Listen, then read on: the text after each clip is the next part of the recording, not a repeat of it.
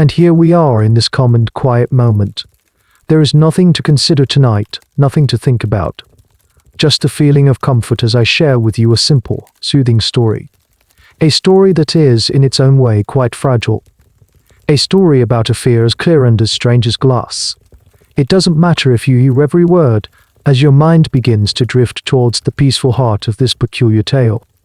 Before we drift too far, if you feel a connection to this place, you're welcome to leave a quiet like or subscribe. Think of it not as a task, but as leaving a soft footprint in the sand before you continue your journey inward. And if you wish, you can leave a quiet note in the comments, letting me know what city you're listening from, and what time it is in your part of the world. It's a nice thought, isn't it? All of us, in different corners of the globe, finding a moment of shared quiet together. Alright, let the shadows in your room grow long and soft. Maybe you can hear the faint sound of your own breathing. And together, let's allow the story to begin. The world outside this window is dark and silent. It is the deep part of the night in the late 15th century, a time when the darkness was a real and heavy thing, not just an absence of electric light. You are in the study of your master, a physician and scholar named Albinus. The only sound is the gentle hiss and pop of the beeswax candle on the heavy oak desk, and the impossibly quiet scratch of your quill on parchment. The air smells of wallpaper, melting wax, and the faint, sweet scent of dried herbs hanging from the rafters. Your task for the night is a simple one, a boring one, really. Master Albinus has asked you to transcribe a stack of his old correspondence. Copying letters. It's the kind of work given to an apprentice to practice their hand, to learn the elegant flow of a good Latin script. You are surrounded by knowledge, shelves groaning under the weight of leather minus bound books. But your job is just to make one piece of paper look like another. You dip your quill into the pot of iron gall ink, a strange and potent brew made from oak galls and iron salts. It's a funny sort of ink. It writes black, but over the centuries it will slowly turn a rusty brown and, in some cases, even eat right through the paper it's written on. A quiet, patient destruction, a secret held within the words themselves. You've been at it for hours. Letter after letter. I request for an astrology chart from a wealthy merchant. A debate with a scholar in Padua about the translations of Galen. A note reminding a patient to take his herbal tincture. Your eyelids are growing heavy. The flame of the candle seems to be dancing just for you, a lazy, hypnotic waltz. You finish the last letter in the main pile and stretch, your back making a small, protesting crackle in the silence. Set aside from the others. It's different. It isn't a loose collection of parchments, but a slim folio bound in dark, unmarked leather. There's no title on the cover, no date. It feels secretive. You know you shouldn't, but the deep silence of the house and the later give you a sense of courage, of invisibility. You untie the simple leather cord holding it shut. Inside, the papers are not the neat, organized correspondence you've been copying. They are a jumble of notes, some in your master's hand, some in a frantic, spidry script you don't recognize. There are physician's logs, diary entries, and what look like desperate, pleading letters. It's a case file, a very, very strange one. You pull the candle closer, its light washing over the page in a warm, golden pool. The case concerns a nobleman, a baron from a nearby province. The first few entries are standard, notes on his diet, his sleep, his general temperament. But then it gets peculiar. A note from your master reads, patient refuses to sit. He stands for hours on end, even during meals, until his legs tremble with exhaustion. He insists that if he were to sit, the pressure would be too great. You frown, leaning closer. Another entry describes the man's clothing. He demands that his entire wardrobe be lined with the softest wool and extra padding sewn into the seat of his trousers, which is odd, given he refuses to use them for their intended purpose. He has had his servants place thick velvet cushions in every corner of his rooms. Not for comfort, the notes say, but as barriers. He shuffles when he walks. He shuffles when he walks, his feet barely leaving the floor, and he flinches if anyone comes within arm's length. He reportedly screamed for an hour when a servant rushing past accidentally brushed his sleeve with a feather duster. A feather, what could possibly cause such terror? What illness makes a grown man, a baron no less, afraid of a feather? You flip through the chaotic pages, your heart starting to beat a little faster. This is no ordinary sickness. It's a madness you've never heard of. Historians and medical scholars still debate whether this was a true, widespread psychosis or simply a recurring metaphor for the anxieties of an age filled with plague, war, and religious upheaval. But for you, here in this candlelit room, holding these papers, it feels terrifyingly real. You find a letter written in that spittery, desperate hand. It's from the nobleman himself, addressed to Master Albinus. The plea is almost incoherent, a jumble of apologies and fears. You must understand, it reads, the slightest jolt, the most minor impact, and I should fly into 1,000 pieces. I should shatter upon the flagstones like a dropped bottle, for I am not made of flesh and bone as you are, doctor. And there it is, the heart of the fear. You stare at the words, the ink dark against the creamy parchment. He believes he is made of glass. Your master's final note in the file is short, a clinical diagnosis written in crisp, clear Latin, as if naming the demon might tame it. Homovi itereus. The words on the page seem to swim in the candlelight. Homovi itereus. The glass man. The concept is so alien, so utterly bizarre that your mind struggles to find a foothold. You look up from the folio, your eyes drawn to the candle flame. It dances and flickers behind its own small protective wall of cooled, transparent wax. Your gaze drifts past it to the latticed window of the study. The panes are made of small, thick diamonds of greenish, bubbly glass. The best a moderately successful scholar can afford. They don't let you see the world clearly. They just let the light in, distorting everything outside into a watery, uncertain landscape. This is the glass you know. It is functional, a bit clumsy, full of imperfections. But your mind, prompted by the nobleman's strange fear, begins to wander. It travels south, over the mountains, across the plains of Lombardy, until it reaches the sea. It travels to Venice, because in Venice, they don't make glass like this. In Venice, they perform miracles.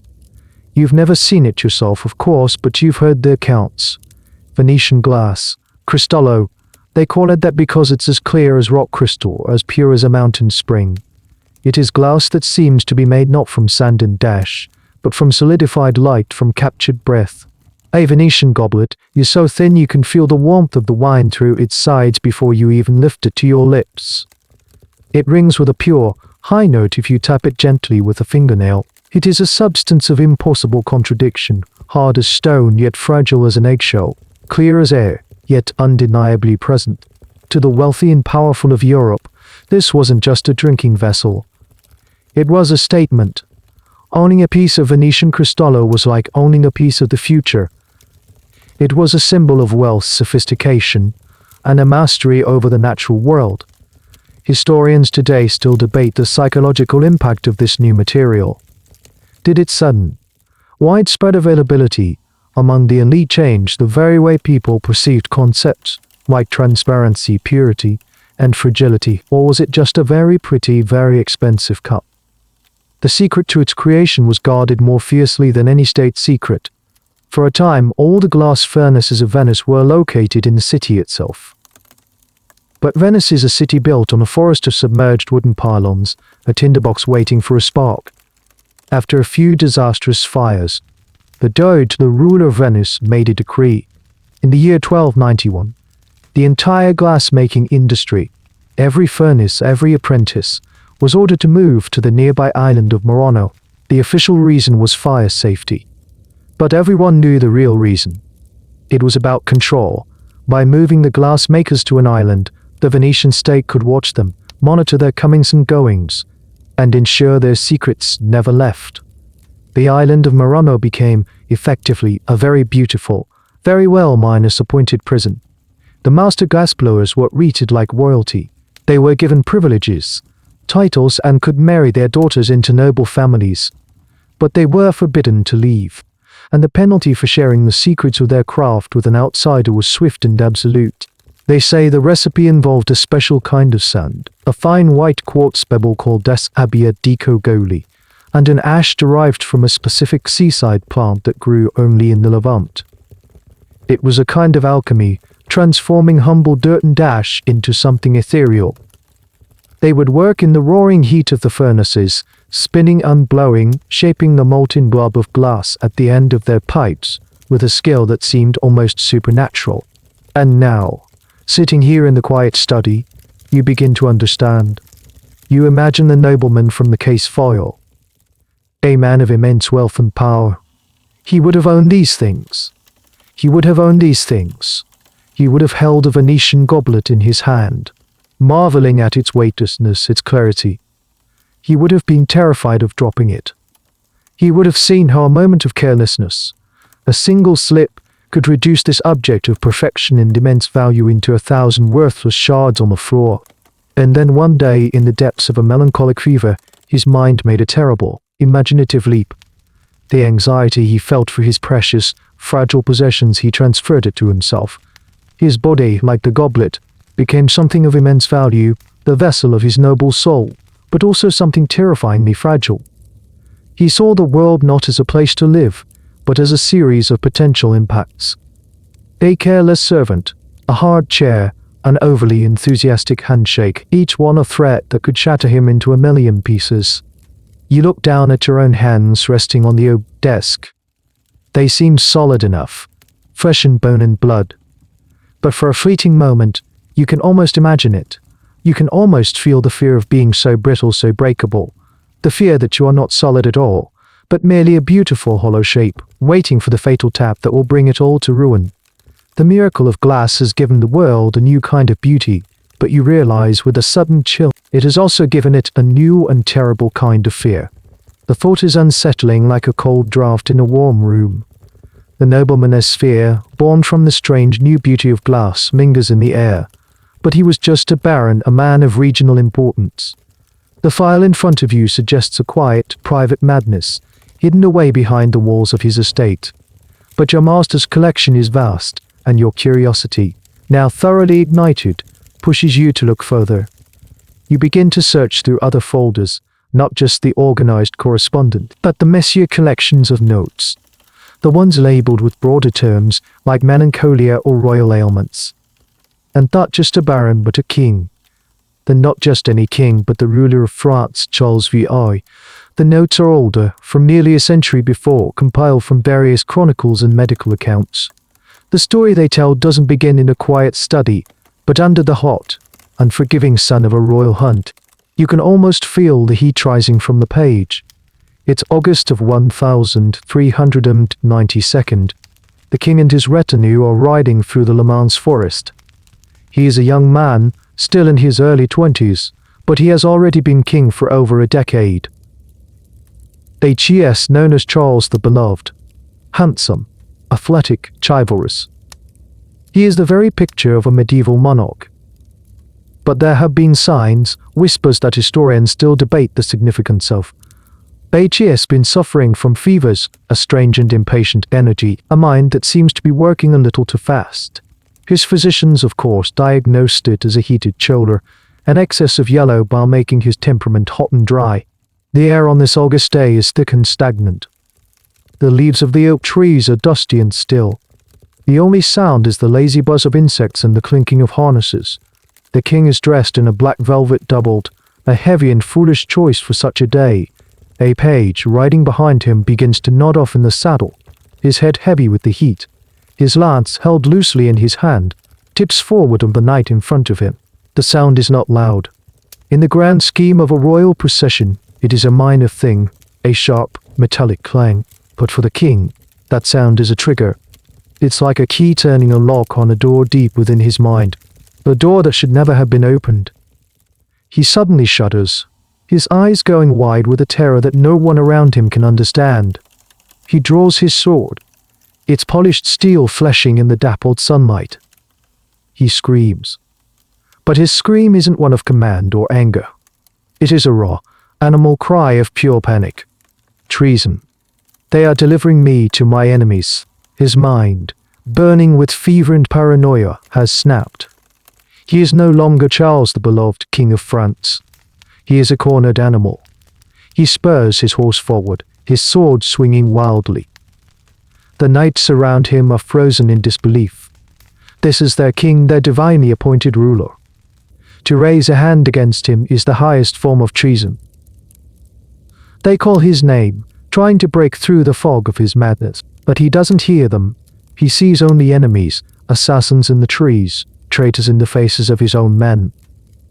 His first victim is his own brother, Louis of Orleans, who sees what is happening and gallops towards him, shouting his name.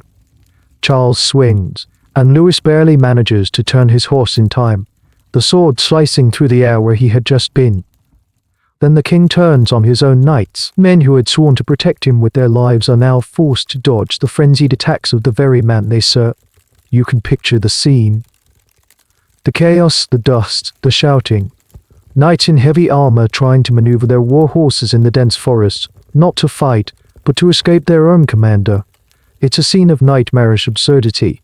He cuts down several of his men before his energy is finally spent.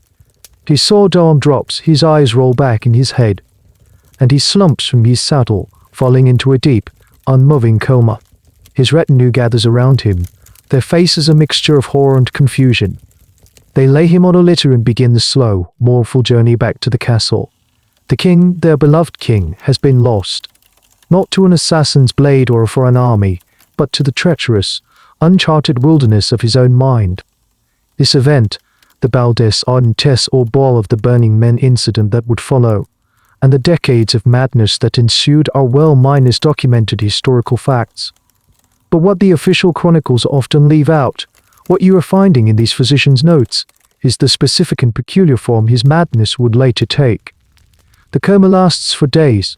When he finally wakes, he doesn't recognize his wife, his children, or his own coat of arms. And in the quiet moments between his rages, a new, fragile fear begins to take root in his mind. I fear that you, sitting here in this quiet study, are just beginning to understand. The most powerful man in France, the commander of armies, the anointed of God, is about to become convinced that he is made of something that a clumsy page could shatter with a single, careless touch. The king is awake, but he is not present. He drifts in undoubtable fog, sometimes lucid and full of remorse, other times lost in a world no one else can see. His physicians are baffled. They try everything their medieval medical texts suggest. They bleed him to release the excess humors. They prescribe potions of ground pearls and herbs gathered by moonlight. They perform exorcisms to cast out the demons they believe have taken root in his soul. Nothing works. The king's mind remains a shattered kingdom. And then, as the weeks turn into months, the specific nature of his delusion begins to crystallize. It settles into the bizarre, unshakable conviction that you first read about in the Baron's file. You turn a page in your master's collection of notes, and there it is, a direct quote from a contemporary chronicler, Jean Froissart. The king, he writes, would allow no one to touch him, and would become enraged if they tried, shouting that he would break. You lean back, the leather of your master's chair creaking in the silence. It's the same delusion. The Baron's private terror was once the public madness of a king.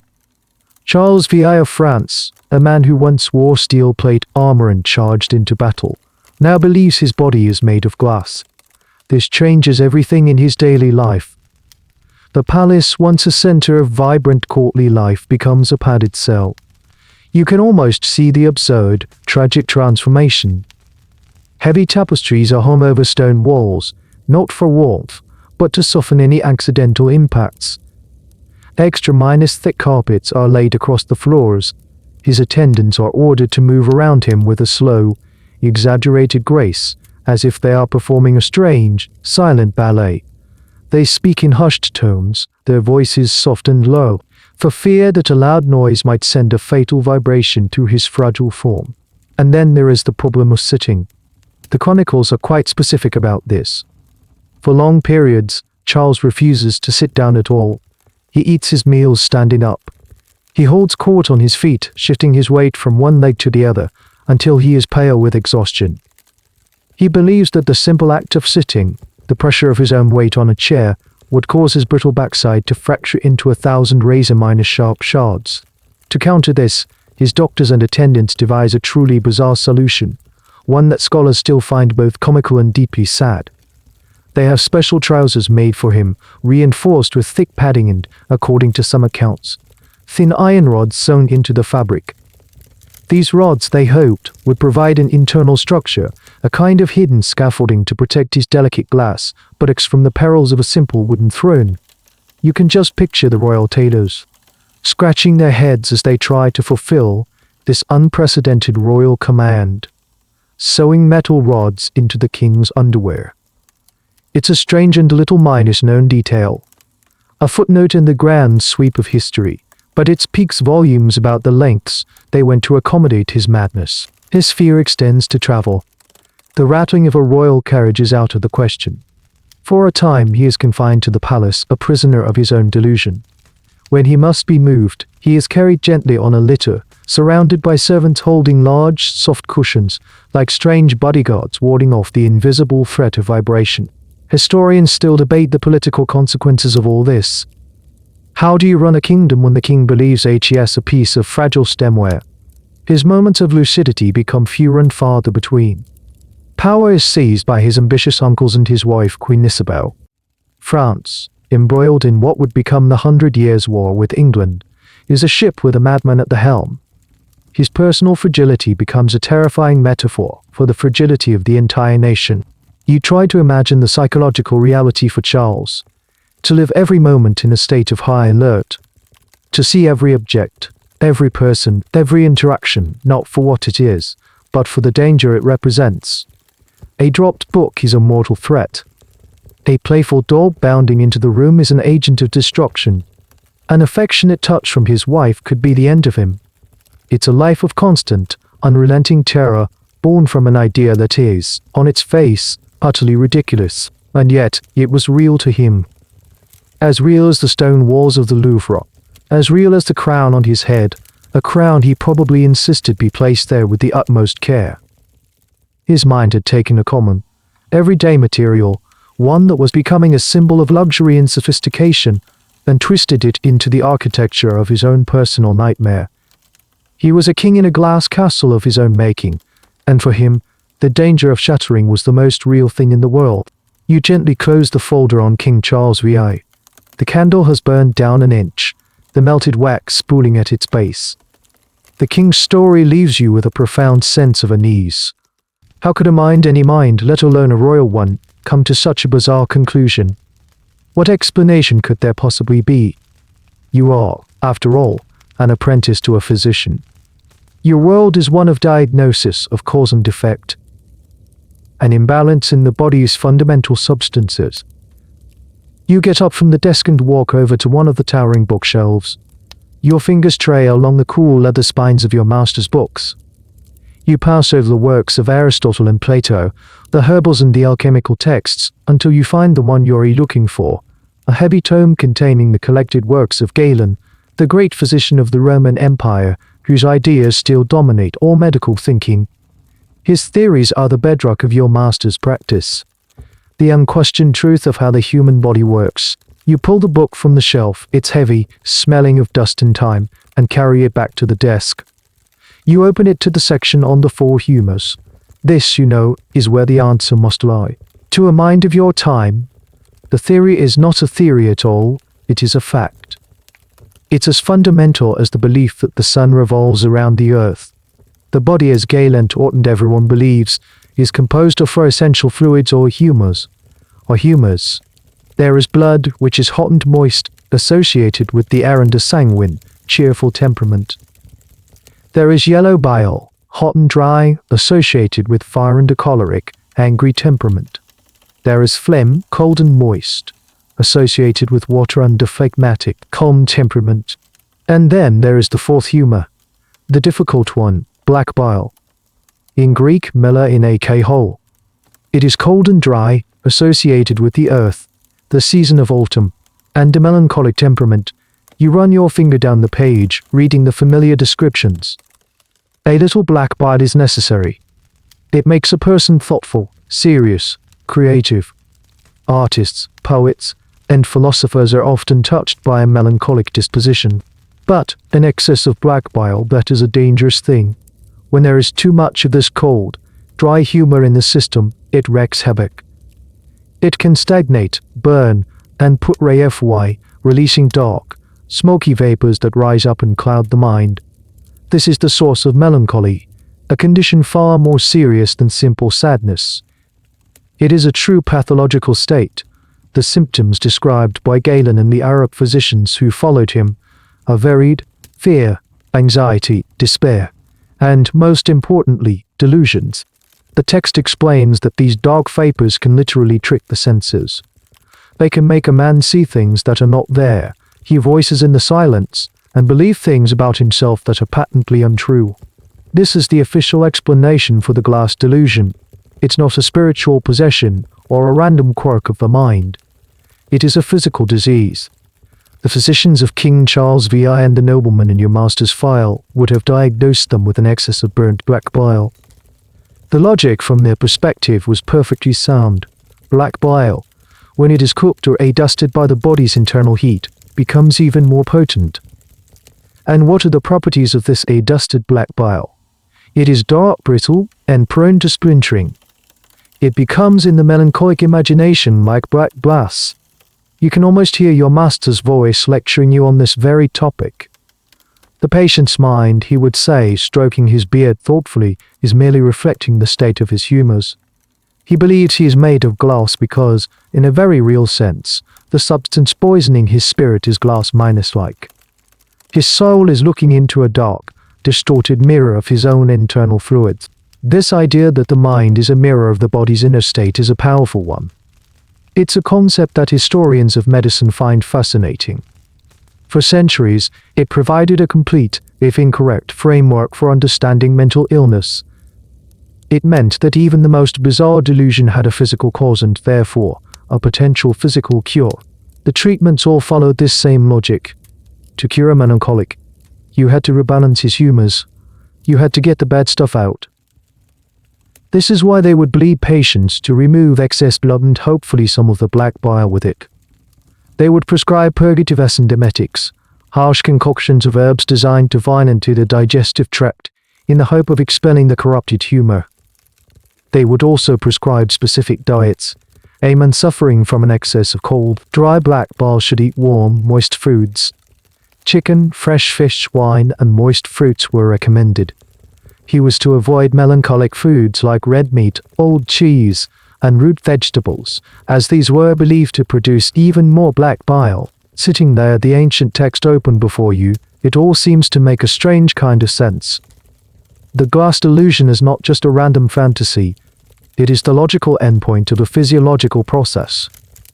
It is a disease of black bile. And yet a small part of your mind remains unconvinced. It seems too neat to tidy. Can a fluid, the humor, really be responsible for such a specific, peculiar, and terrifying idea? Could it really convince a man that he is as fragile as a Venetian goblet? It is ancient, it is accepted by every learned man in Europe. But as you look back at the nobleman's frantic, spittery handwriting, you can't help but feel that something is missing from the explanation. The theory of the humors offers a tidy box to place this madness in, yet the sheer strangeness of it refuses to be contained. You push Golen's heavy volume aside, the sound muffled by the other papers on the desk. A king, a baron. Who else? Was this fear lurking in other corners of the world, in places without crowns and titles? Your search through your master's files was haphazard, a random dive into the archives. Perhaps there are other clues, hidden in more mundane documents. Your eyes fall upon a stack of university correspondence. Your master, being a man of letters, maintains contact with scholars all across Europe. These are not letters about patients, but about ideas. They are dense with philosophical arguments, debates over translations, and, of course, a healthy amount of academic gossip. It seems an unlikely place to find another glass man. But the night is long and your curiosity is a restless companion. You begin to leaf through the letters, your eyes scanning the elegant script for keywords melancholia, insomnia, Dallas Isle. Most are discussions of Aristotle, or the proper declension of a Latin verb. But then you find a letter from a colleague at the University of Paris, dated some decades ago. It's a long, rambling letter, full of complaints about the food in the college refectory and the intellectual laziness of his students. Standard academic fare. But then you come to a paragraph that makes you pause. The Parisian scholar is describing the sad case of a fellow professor, a man of great intellect, a respected teacher of rhetoric named Guillaume. Our poor Guillaume, the letter reads, has fallen into a most peculiar and intractable melancholy. He has not left his chambers in over a month. You lean forward, your weariness forgotten. The letter continues, describing how Guillaume has had all his furniture removed from his room, save for a single mattress on the floor. He has his meals delivered, but will not allow the servant to enter. The food is left on a tray outside his door, and the empty plates are pushed out hours later. But the strangest part, the letter goes on, is the reason he gives for this self-imposed confinement. He has become convinced that he is an earthenware urn, an urn, not glass, but close, a vessel, something hollow, fired, and fragile. You read on, completely captivated. Guillaume apparently spends his days standing perfectly still in the center of his empty room, believing that if he moves too suddenly, or if someone were to bump into him, he would crack and fall to pieces. He speaks to his colleagues through the closed door, his voice low and steady, calmly explaining his condition as if it were the most logical thing in the world. He insists. He is a container. He was not born. He was thrown on a potter's wheel. The Parisian scholar writes about it with a mixture of pity and a certain academic fascination. He and his colleagues have tried to reason with Guillaume. They have quoted scripture, Aristotle, and the great physicians, all to no avail. Guillaume's conviction is absolute. He refutes their logic with a calm, unshakable certainty. You are men of flesh, he tells them through the door.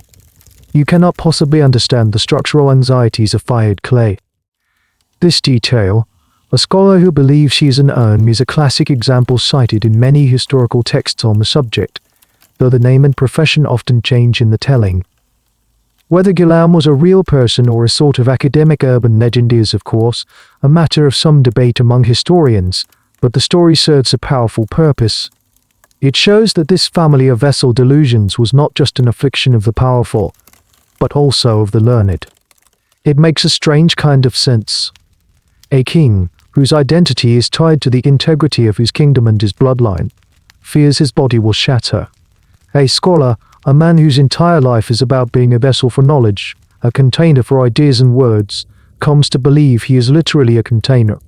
His mind, steeped in the abstract world of rhetoric and philosophy, has fixated on a metaphor and made it terrifyingly real.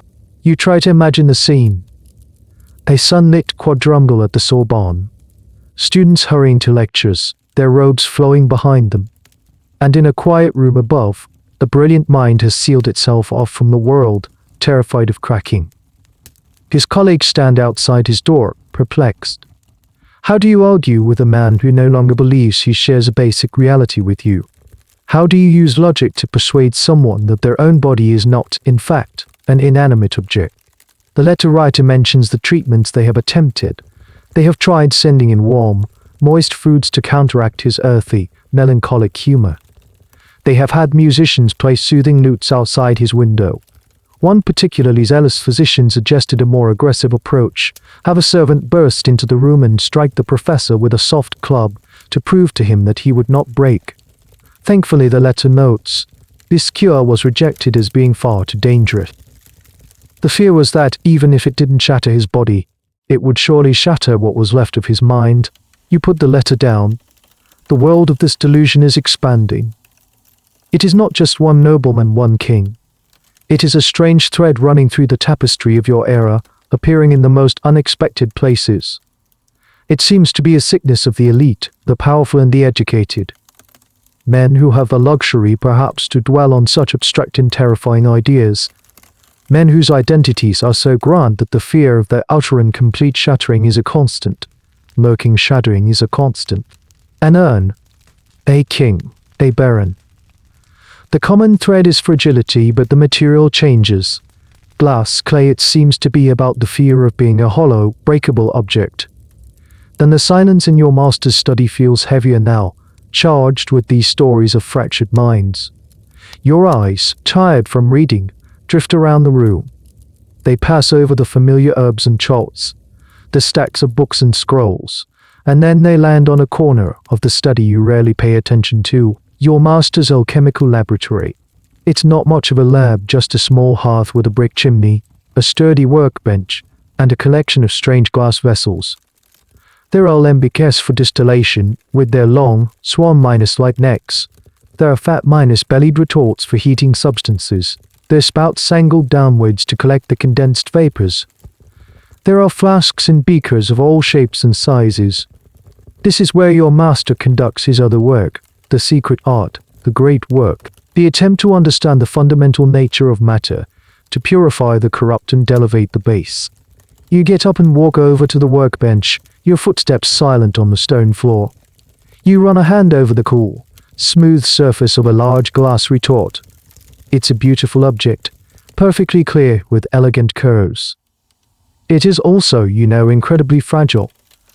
A sudden change in temperature, and clumsy knock, and the whole thing could crack, spilling its precious, and often dangerous content.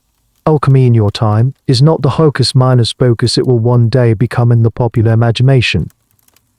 It is a serious, philosophical, and scientific pursuit. It is the chemistry and physics of your age, intertwined with mysticism and spirituality. The goal isn't just to turn lead into gold. The true alchemists, like your master, believe they are working to understand and accelerate the processes of nature to achieve a state of perfection, both material and spiritual. And at the very heart of this work is glass. Glass is the perfect alchemical material. It is transparent, allowing the alchemist to observe the transformations happening within. You can see the colors change, the liquids bubble and separate, the solids precipitate. It is also, for the most part, inert. It doesn't react with the acids and strange concoctions being heated inside it. It is a neutral observer, a clear window into the secrets of matter. As you stand there surrounded by this fragile apparatus, you realize something. For an alchemist, the glass retort is not just a tool. It is a symbol. It is the vessel in which the messy, corrupt raw material, the prima materia, is contained, purified by fire, and transformed into something more perfect. The retort is the womb, the egg, the protected space where creation happens. But its success is entirely dependent on its own integrity. If the glass shatters, the experiment is ruined. This connection between the alchemist's mind and his glassware is something modern historians of science have noted. The intense focus, the secrecy, the long hours spent staring into a flask, watching for the slightest change. It was a profoundly psychological and isolating process. The alchemist projected his own hopes, his own desire for transformation, onto the substances in his retort. The vessel's fragility became a mirror for his own. You pick up a small, empty flask. It feels impossibly light. You can see a tiny flaw in the glass. A single trapped air bubble, a point of weakness. You imagine an alchemist, a man who has spent months, even years, on a single experiment. He is close to a breakthrough. He sees the colors shifting, the signs he has read about in the cryptic texts. His hands are trembling with anticipation, and in that moment of excitement, his hand slips. The flask taps against the stone workbench, races across the surface, and the entire vessel crumbles, its contents spilling across the table in a useless puddle. The devastation would be absolute. Not just the loss of time and materials, but a deeper philosophical failure. The integrity of the vessel failed. The transformation was aborted. Now think of that alchemist, already predisposed to a melancholic, introspective nature. Imagine him falling into a deep depression after such a failure. His mind, already steeped in the symbolism of the glass vessel, begins to turn that symbolism inward. He starts to see himself as the flawed vessel. His body is the retort cracks. His soul is the precious substance within, and he is terrified that his own internal flaws, his own spiritual cracks, will cause him to shatter, ruining the great work of his own life. This is not a documented case you've read in a file, but a connection you are making yourself, here in the dead of night. It's a leap of imagination, but it feels right. It feels true.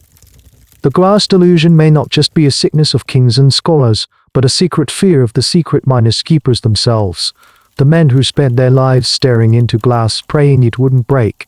The pressure to maintain the integrity of the vessel, both on the workbench and within their own soul, was simply too much to bear. The line between the observer and the observed, between the alchemist and his alembic, had dissolved completely. The idea settles in your mind, as clear and unsettling as the alchemical glass in your hand.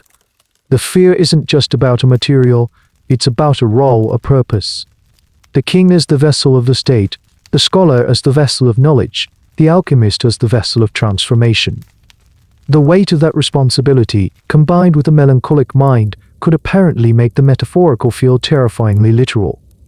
You place the flask back on the bench with exaggerated care and return to the desk. You find yourself moving more slowly now, more deliberately. The stories are starting to get under your skin. You turn your attention back to the first file you opened, the one about the local baron.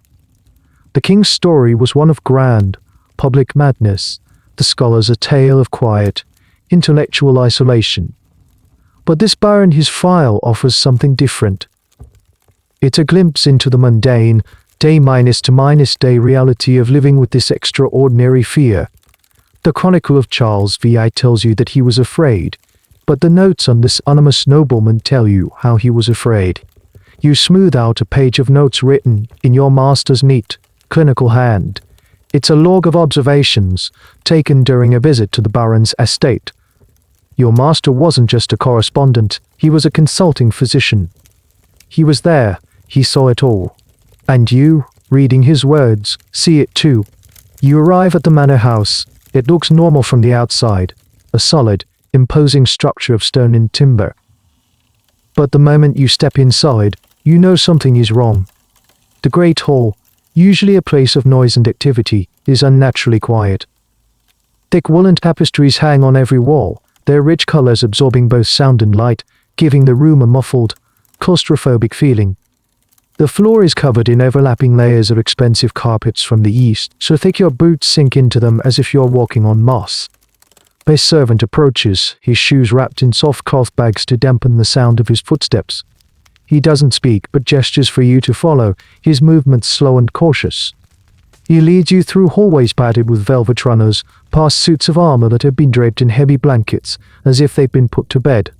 The whole house feels like it's holding its breath. You are shown into a drawing room where the baron awaits.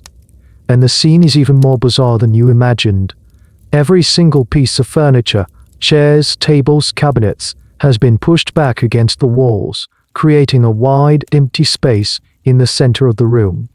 He is a man in his 50s, but he looks older, his face etched with a permanent expression of anxiety.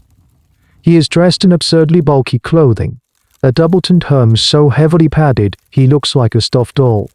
He shuffles his feet, never lifting them fully from the floor. His arms are held stiffly at his sides, his hands slightly curled, as if ready to brace for an impact that never comes. He watches your every move with wide, fearful eyes.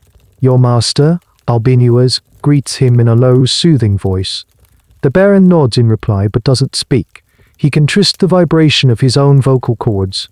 The entire consultation is a slow, strange pantomime.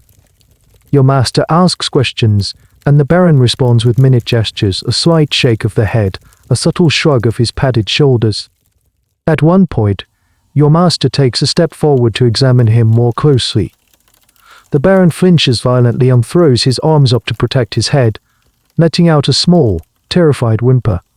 He stumbles backward until he bumps gently into one of the velvet cushions that have been strategically placed around the room like giant, plush mushrooms.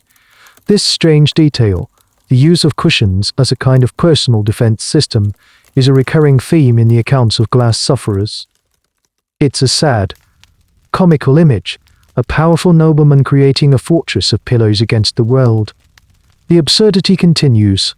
A servant brings in refreshments on a wooden tray, no clinking ceramic or glass here. The baron refuses, of course.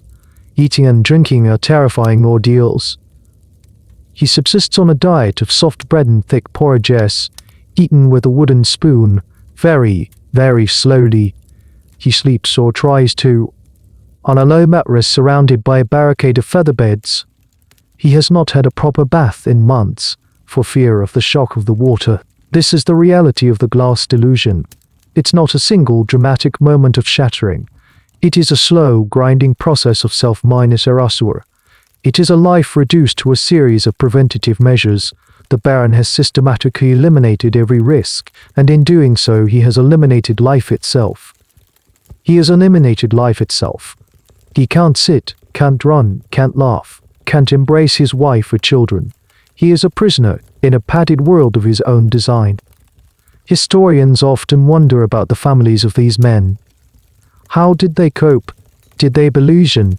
Or did they simply play along, caught between love for the sufferer and the sheer exhaustion of maintaining such a bizarre and demanding charade? The records are mostly silent on this. They focus on the patient, the strange specimen of melancholy, but you can imagine the wife, her heart breaking as she watches her husband fade away into his fear. You can imagine the children, confused and scared, learning to tiptoe and whisper in their own home. The delusion didn't just claim one victim. It held an entire household hostage. And it did so not with threats or violence, but with the quiet, persistent, unshakable fear of a single, impossible idea. The Baron's padded, silent world feels incredibly lonely. A single mind, trapped in a fortress of its own making. But, as you sit there in the quiet of the study, the first hints of dawn beginning to soften the edges of the night sky outside, you start to wonder, was this fear truly born in isolation? Or was it a reflection of something larger, something happening outside the cushioned walls of the manor in the palace? You begin to think about the world you live in, the world that forged these strange, brittle men.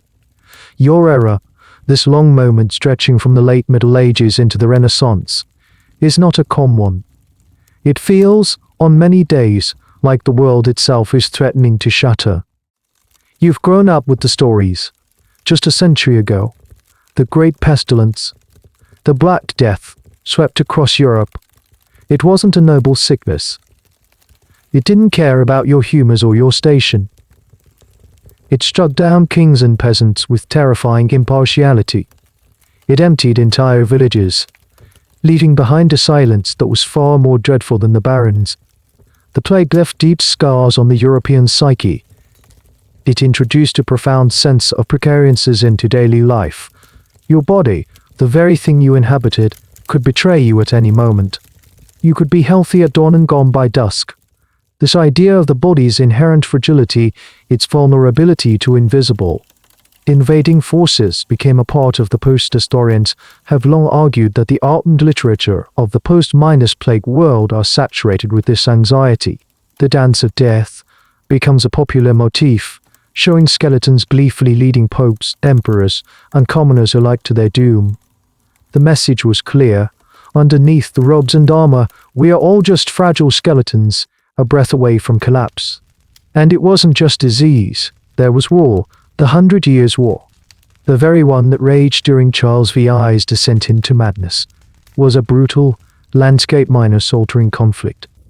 Armies marched back and forth across the land, bringing with them violence and chaos.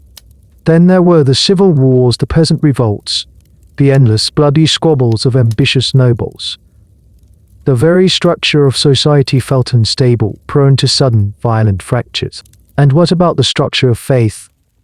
The church, for centuries the unquestionable bedrock of reality, was showing cracks. You've heard the whispers, read the pamphlets. The Great Schism, when there were 2, and for a time even 3, rival popes, all claiming to be the true vicar of Christ. This was a spiritual earthquake. If the church itself could split, if the vessel of God's authority on earth could prove to be so divided and flawed, what hope was there for the integrity of a single human soul?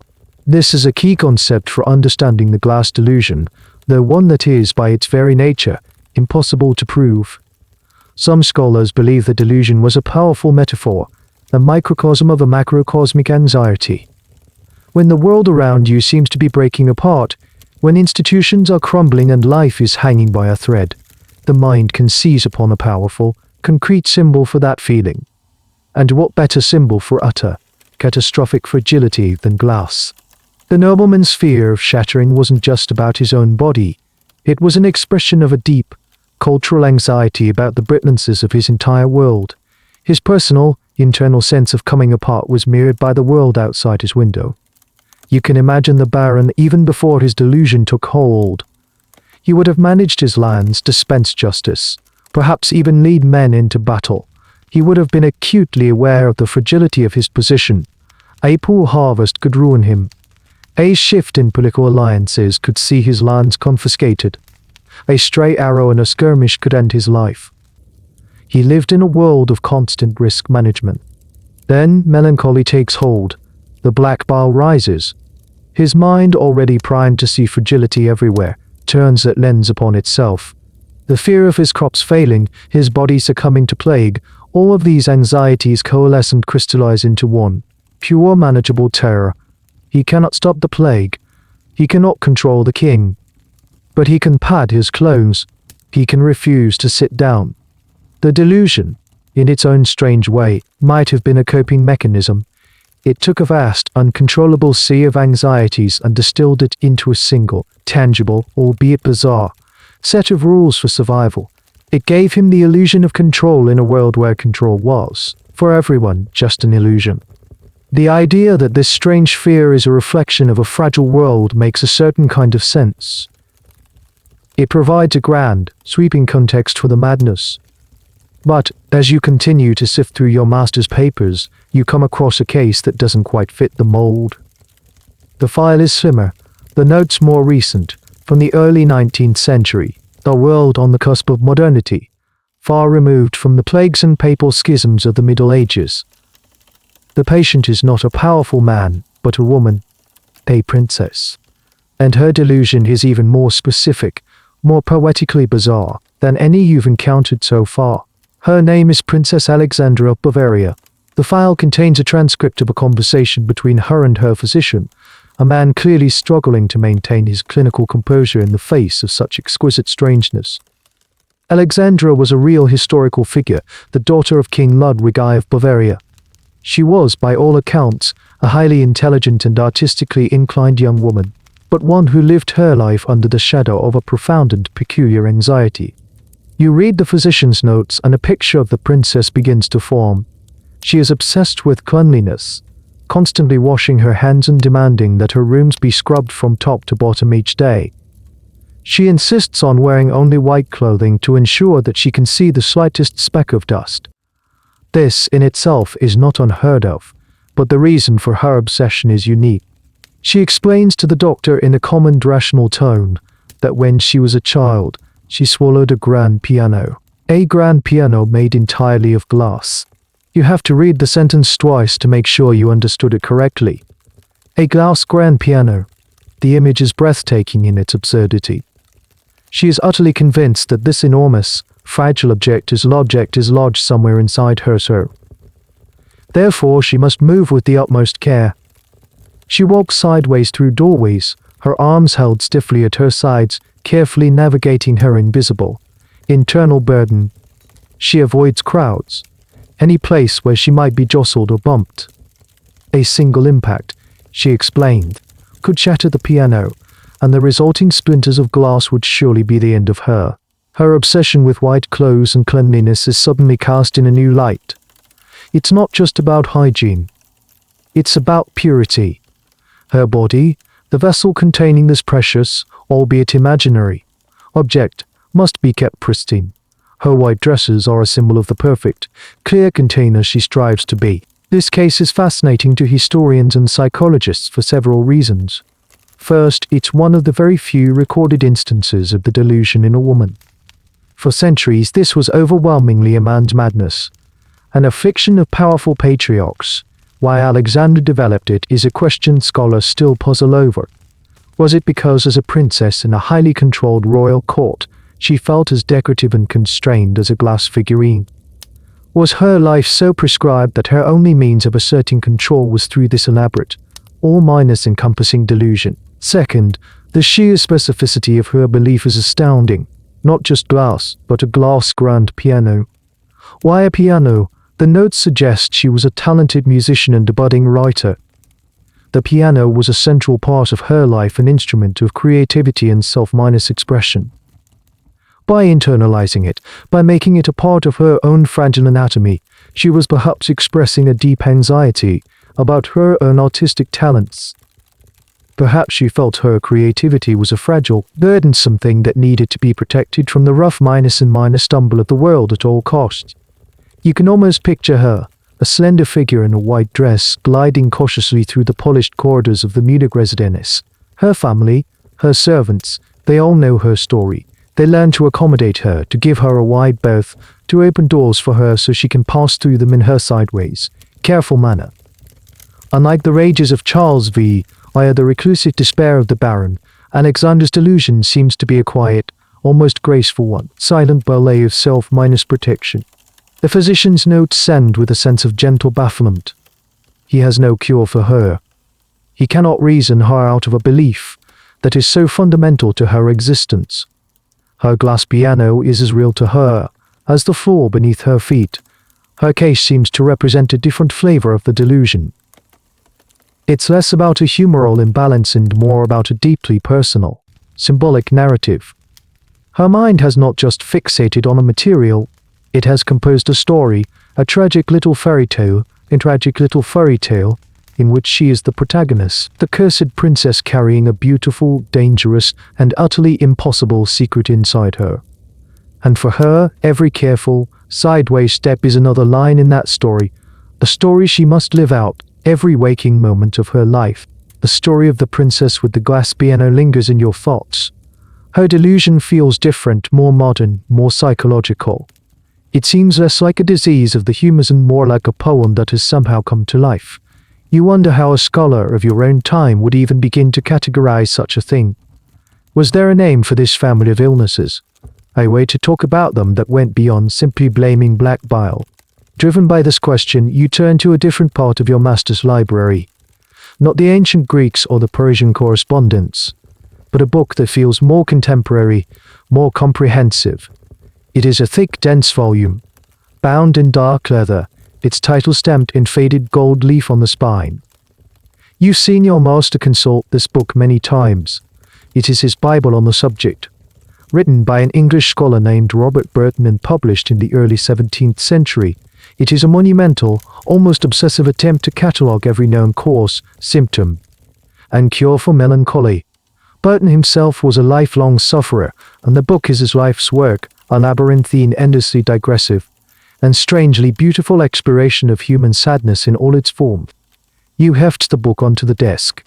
It's an intimidating object, over 1,000 pages of dense, scholarly prose, packed with quotations in Latin and Greek, digressions on everything from the geography of the Holy Land to the proper diet for a student. It is, as many have said, a magnificent, glorious mess. Historians and literary scholars still consider it one of the most remarkable books of its era, a window into a mind trying to map the vast and chaotic landscape of human consciousness. You flip through the pages, through the sections on causes natural and symptoms general. And then you find it. A subsection titled Symptoms or Signs in the Mind. Here, Burton attempts to list the myriad ways a melancholic mind can deceive itself. He writes of men who believe they are animals, a condition called lycanthropy. He tells of those who think they are prophets, who can hear the grass grow, who are convinced they have no head, and then, nestled among these other strange beliefs, you find your glass men. Burton writes of them as a known, if rare, subclass of the melancholic. He describes, with his characteristic blend of scholarly detachment and empathetic curiosity, those who dare not sit or come near other folks, for fear they should be broken. He tells of a man who had a fantasy that his posterity should be born without heads.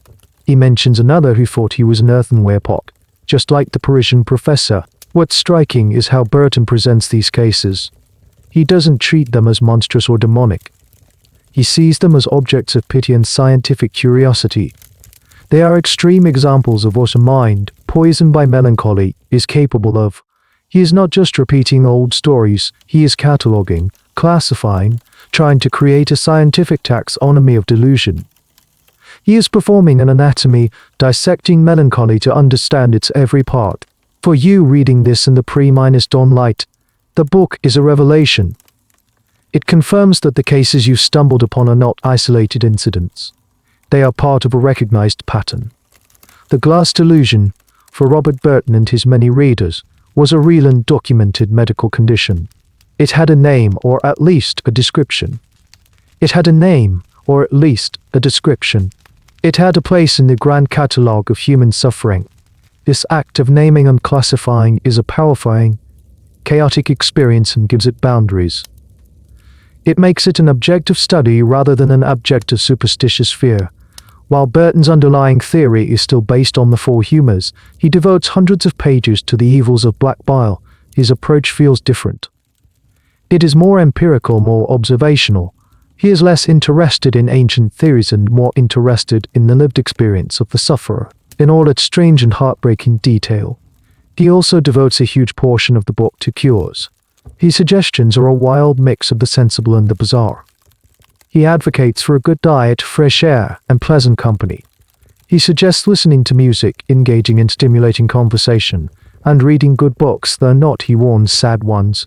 These are cures aimed at soothing the soul, not just purging the body. But he also includes more proactive treatments. He tells a story, a famous one you've heard before, of a physician who cured a man who believed his backside was made of glass. The doctor, pretending to believe him, wrapped the man's buttocks in leather. Then, at an opportune moment, an assistant made a loud crashing sound in the next room. The physician rushed in, exclaiming, "Rejoice, my friend, for your glass is not broken." The sudden shock and relief, the story goes, was enough to snap the man out of his delusion.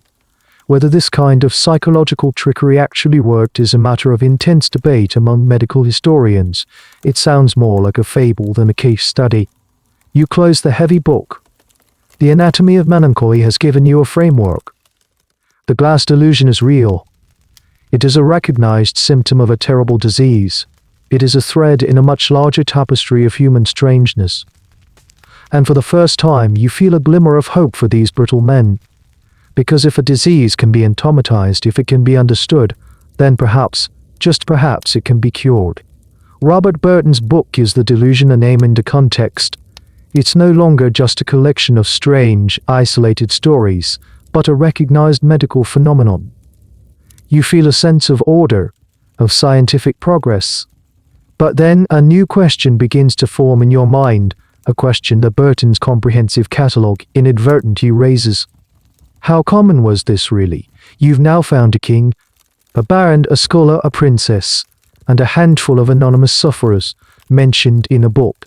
But over a span of several centuries across an entire continent, is it? You lean back, the first true light of morning now filtering through the distorted panes of the study window. The candle flame, which seemed so bright and vital in the darkness, now looks pale and weak, a ghost of itself. You are entering the grey area of historical inquiry, the space between the documented fact and the lived reality of the past. Was this a genuine epidemic, as some of the more sensational accounts might suggest? This is a question that historians and medical experts still grapple with. The term epidemic is probably too strong.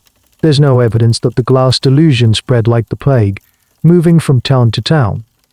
We have a few dozen well-documented cases, scattered across Europe over a period of about 300 years, from the 14th to the 17th century, with a few odd outliers like Princess Alexandra. So if it wasn't an epidemic, what was it? One theory is that this was simply a case of reporting bias.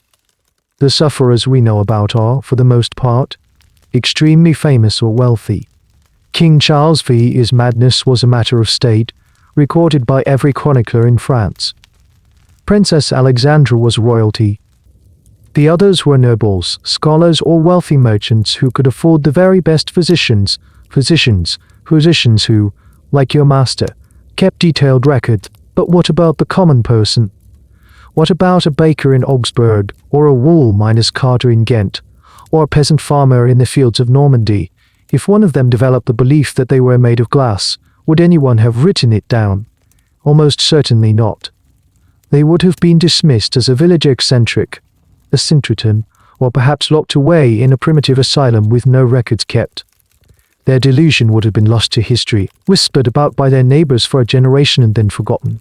So it's possible that the Glass Delusion was far more common than the records suggest, an unwritten history of quiet, fragile madness. But there's another, more compelling theory. Perhaps the delusion wasn't a widespread disease at all, but a kind of cultural script. A syndrome in the modern sense that became available to a certain class of people at a certain time in history. Think of it this way. Today, if someone is feeling profoundly unwell in a way they can't describe, their doctor might suggest they are suffering from stress or burnout. Those are culturally understood categories for a certain kind of suffering. Once you have that label, that script, it can shape your experience. It gives you a way to understand and communicate what you are feeling. In the late medieval and Renaissance period, for an educated, melancholic man, the Glass Delusion may have become one of these available scripts. A nobleman feeling overwhelmed by the fragility of his world, a scholar feeling the immense pressure of his intellectual life, they didn't have the language of modern psychology. They couldn't say they were having an existential crisis or suffering from a dissociative disorder. But they had heard the stories. They had read the case studies in books like Burton's. And so, when their own minds began to fracture under the pressure of melancholy, this very specific, very dramatic delusion was there, waiting for them. It was a culturally resonant way to express an otherwise incompressible feeling of profound vulnerability. To say I feel fragile is one thing. To say I am made of glass is something else entirely. It is a powerful, terrifying, and strangely poetic statement that everyone in your culture, from your physician to your servants, would understand. Even if they didn't believe it, it was, in its own bizarre way, a cry for help that could not be ignored. This would also help explain why it seemed to fade away after the 17th century. As scientific understanding of the body changed, as the theory of the humors gave way to new ideas about anatomy and neurology, the cultural script changed. Glass no longer made sense as a metaphor for the body's inner workings. New scripts, like shattered nerves or the vapors, came into fashion, offering new ways for people to experience and express their mental distress. The delusion didn't necessarily disappear. It just changed its clothes, adopting new metaphors for a new age. So, an epidemic? Probably not. A few dozen famous cases that created a powerful cultural idea about what it means to be melancholic and fragile. Very likely. You are not looking at a virus of the mind, but a story that certain people, at a certain time, found themselves compelled to live inside. The idea of the delusion as a cultural script is a powerful one. It suggests that ideas, especially strange and compelling ones, can spread not like a disease, but like a story. And in your era, a revolutionary new technology was making it possible for stories and ideas to travel farther and faster than ever before. You look over at the shelves, at the rows wealthy enough to own a few of them. They are printed books, not handwritten manuscripts, and this invention, you realize, played its own subtle and complicated role in the story of the glass men. Before the mid-15th century, before Johannes Gutenberg and his marvelous press, every book was a unique, handmade object. A scribe like you would have to copy it out letter by letter, an expensive process. A wealthy man might own a few dozen books. A king's library might have a few hundred. But knowledge was, for the most part, a localized and precious commodity. The printing press changed everything. Suddenly a single text could be reproduced hundreds, even thousands of times. Books became cheaper, more accessible. Ideas which once trickled slowly from monastery to university could now flood across the continent in a matter of months. This was the engine of the Renaissance, the Reformation, and the scientific revolution. It was a machine for spreading knowledge.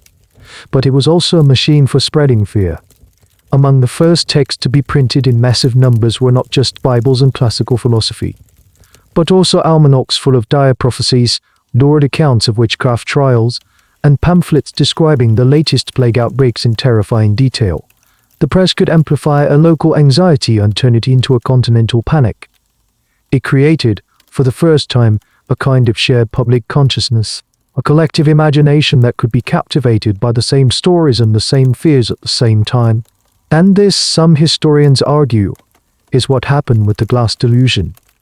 The story of King Charles V.'s madness was no longer just a tale told by court chroniclers. It was printed and reprinted in popular histories. His bizarre fear, once a piece of royal gossip, became a widely known phenomenon. Then came books like Robert Burton's Anatomy of Melancholy. A scholar in Spain could now read about the same strange cases as a physician in England or a student in Italy. The printing press took these scattered, individual cases and wove them together into a single, coherent narrative. It created the idea of the glass man as a specific, recognizable type. It offered up a pre-packaged, fully formed illusion for the melancholic mind to latch onto. Before the press, a man's madness was his own private, formless terror.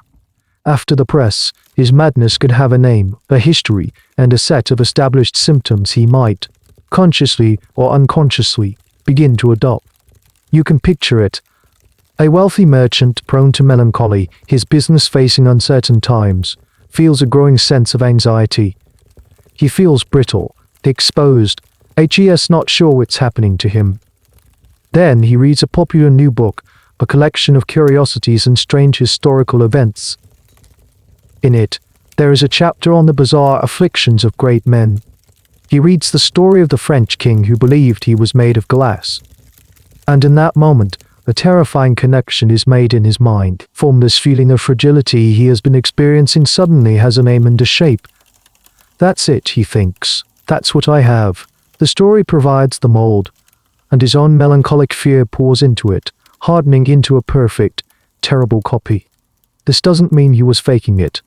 The terror was real, but the specific from it took was suggested to him by the culture he was living in, a culture that was now being shaped and standardized by the printed word. The press didn't just spread information, it spread new ways of being ill. This is a subtle but profound idea that our technologies for communication don't just change how we share thoughts, but can actually change the thoughts we are capable of having. You look at the printed copy of Burton's Anatomy on the desk. It is a thing of order and reason. But it is also, in its own way, a catalogue of contagious ideas. Each case study, each description of a bizarre belief is a potential seed. For a healthy mind, it is a curiosity. But for a mind already fertile with the dark soil of melancholy, it could be the seed of a new and terrible reality. It could be the seed of a new and terrible reality. The very book that sought to understand the delusion might also have been, for a few unfortunate readers, the very thing that taught them how to have it. The printing press spread the story, turning a private madness into a public concept. But who was reading these books? Who had the time, the education, and the money to purchase and ponder a volume like the Anatomy of Melancholy? As the sun climbs higher, casting long, dusty shafts of light through the study window, another piece of the puzzle slides into place. You look around the room, at the expensive books, the imported carpets, the desk made from a single, massive piece of oak. This is a room of privilege, and the Glass Delusion, it seems, was a disease of privilege. Think back on the cases you've uncovered. A king, a princess, a baron, a scholar, a wealthy merchant. There are no farmers in your files, no blacksmiths, no shopkeepers. This was not a fear that troubled the common man. This was an affliction of the elite. And the question is why? The simplest answer, the one you considered earlier, is the bias of the historical record. The lives of the poor were rarely documented, their illness is even less so. That's almost certainly part of the story. But it doesn't feel like the whole story. There seems to be something about the lifestyle and the mindset of the wealthy and educated that made them uniquely susceptible to this particular brand of fear. For one thing, they had the leisure time. A farmer, whose life is a relentless cycle of physical labor from dawn to dusk, simply doesn't have the luxury of spending his days standing perfectly still in the middle of a room. His survival, and his family's survival, depends on his body being a sturdy, reliable tool. He pushes it to its limits every day. The idea of it being a fragile, decorative object would be utterly alien to his experience. His anxieties were concrete and immediate: the weather, the harvest, the landlord's rent. He didn't have the mental space for abstract, existential dread. The wealthy nobleman, on the other hand, lives a life increasingly removed from physical reality. His labor is intellectual and social. He manages estates, navigates court politics, cultivates his reputation. His body is not a tool for work. It is a symbol of his status. It must be dressed in fine clothes, fed delicate foods, and protected from the grime and struggle of the world. This very detachment from physical hardship could, paradoxically, make the body seem less real, more conceptual, more vulnerable to a strange imaginative takeover. Then there is the matter of diet and medicine, which historians who study class and health find particularly interesting. The theory of the four humors wasn't just an abstract idea, it dictated lifestyle choices. The diet of the wealthy was rich in red meats, wine, and sugary confections, all foods believed to produce an excess of humors, including the dreaded black bile. The peasant's diet of coarse bread, vegetables, and water was, ironically, much closer to the balanced ideal prescribed by physicians. In a sense, the rich were literally to a state of melancholic imbalance. And consider their education. The noblemen, the scholar, their minds were steeped in the world of metaphor and allegory. They were trained to see the world in symbolic terms. Their religion was full of complex symbolism about the body as a vessel for the soul, a temple that could be desecrated.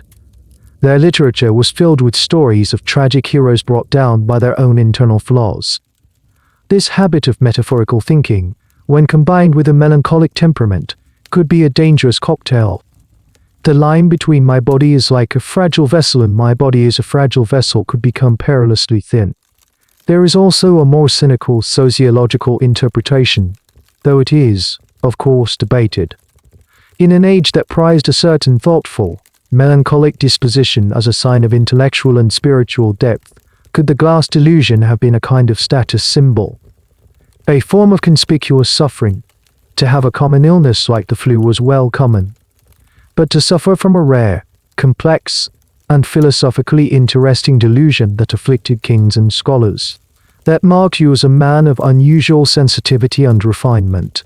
It was a terrible and genuine illness, to be sure, but it was also a high-minded status illness. It demonstrated that you were the kind of person who had the intellectual and spiritual capacity for such a profound and unusual form of despair. This doesn't lessen the real suffering of the victims, but it helps to explain why this specific fear took root in this specific social stratum.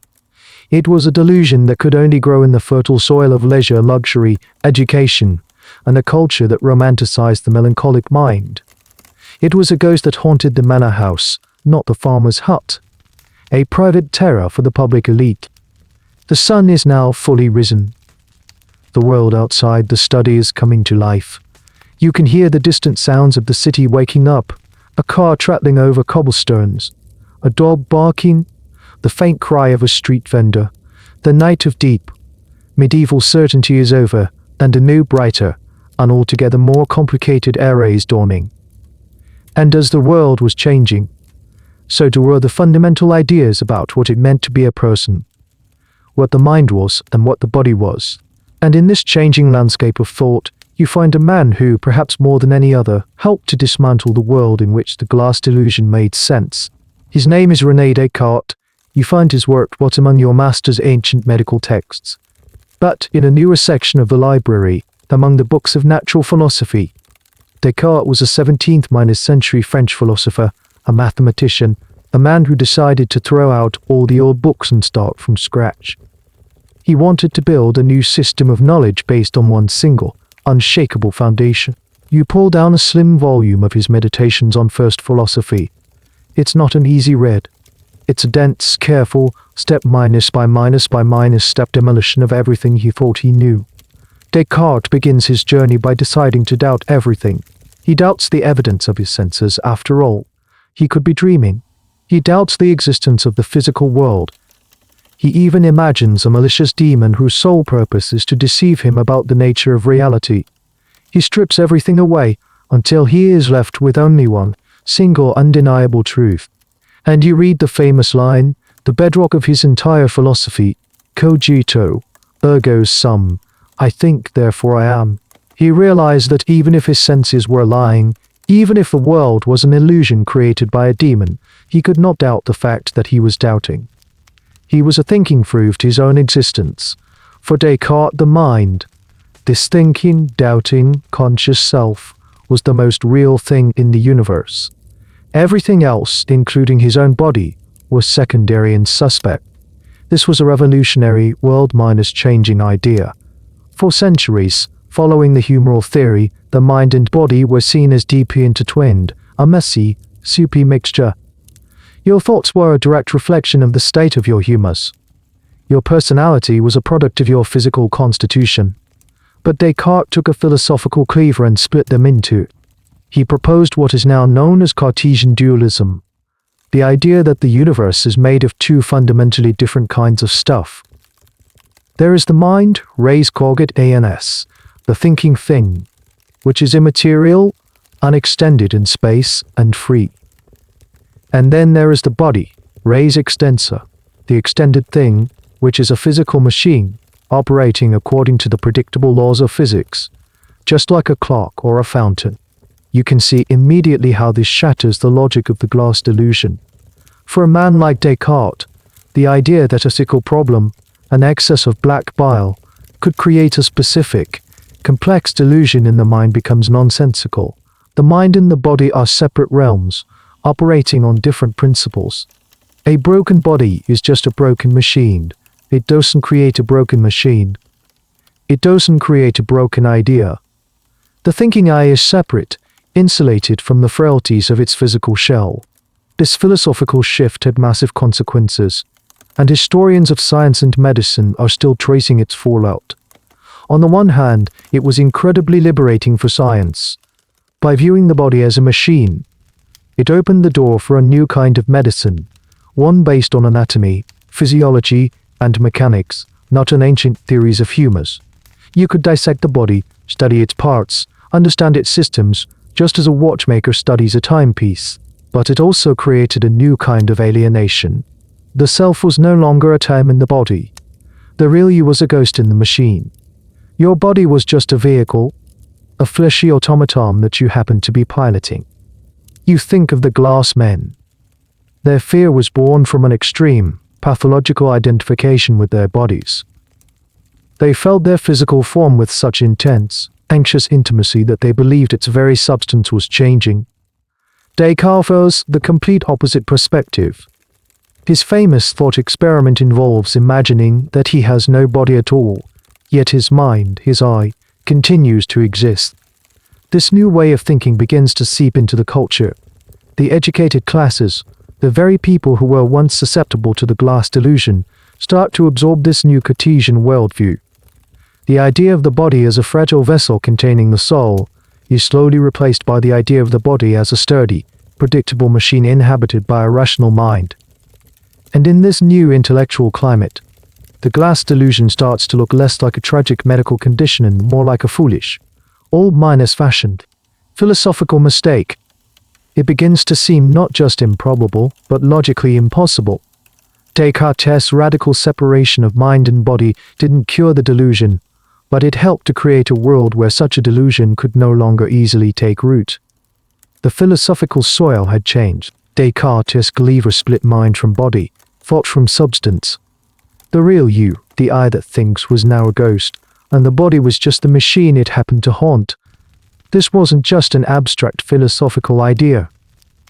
It began to trickle down, influencing how doctors, scientists, and even ordinary people thought about their physical selves.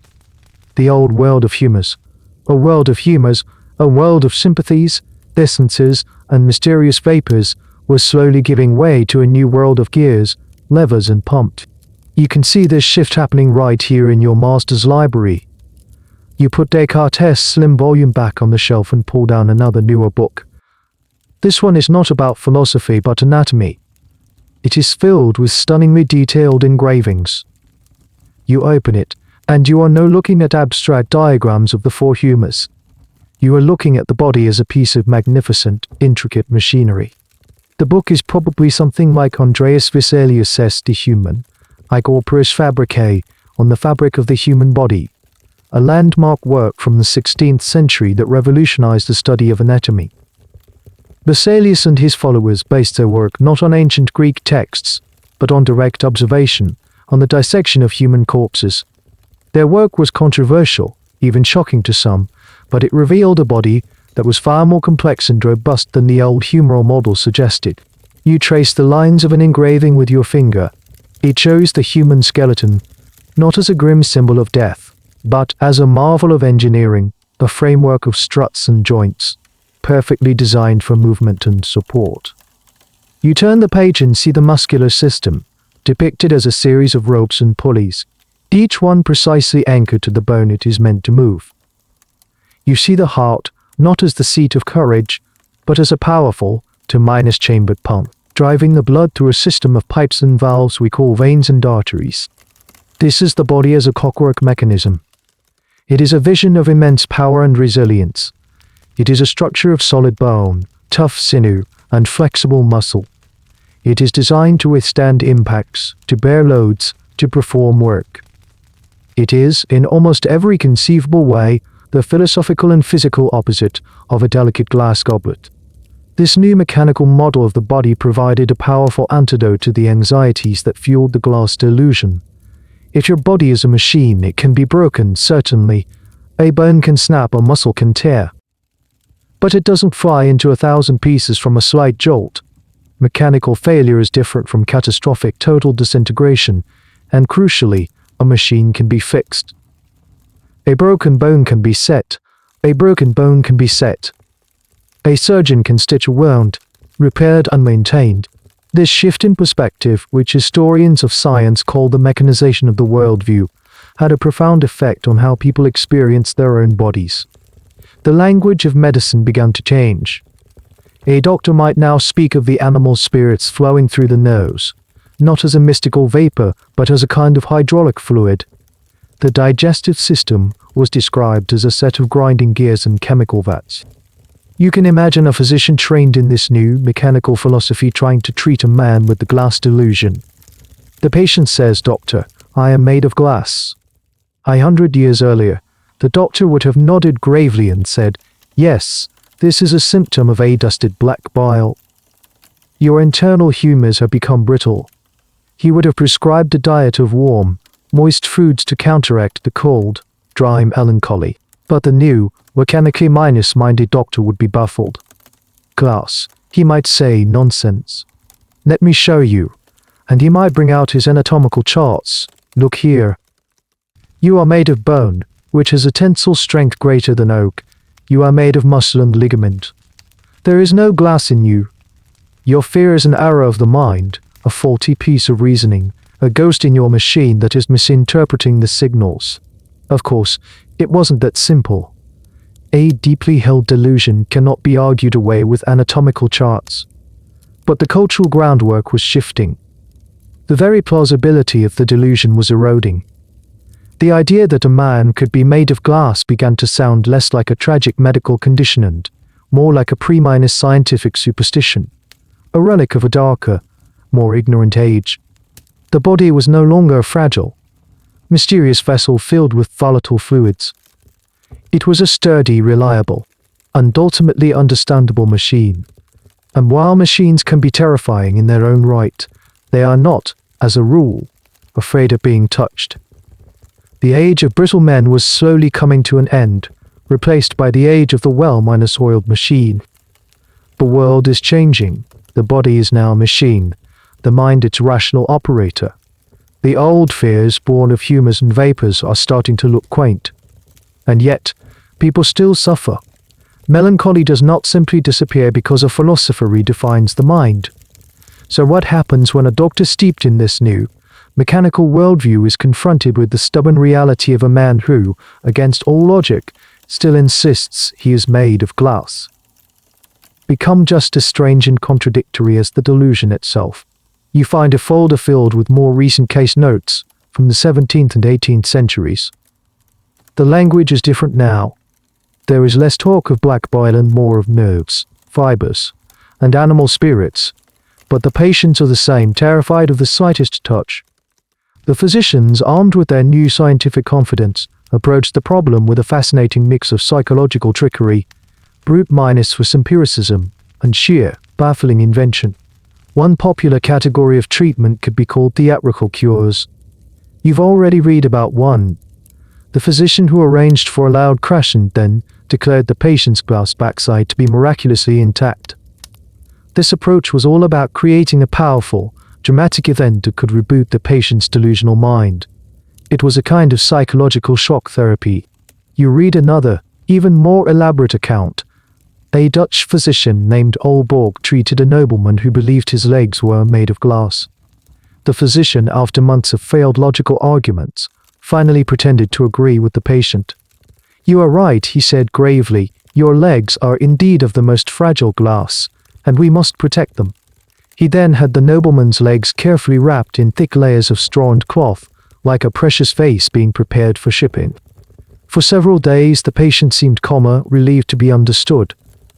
Then one morning, the physician entered his room in a theatrical rage.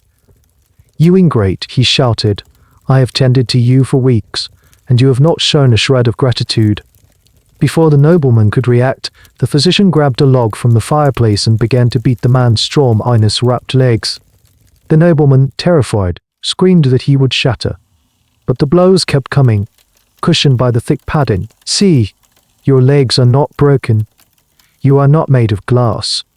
And, according to the story, the nobleman, shocked and overwhelmed, was cured on the spot. Whether this story is true or an exaggerated medical legend is, of course, debated by historians. But it illustrates a core belief of the time, that a delusion was a fixed idea that could be dislodged by a sufficiently powerful sensory or emotional experience.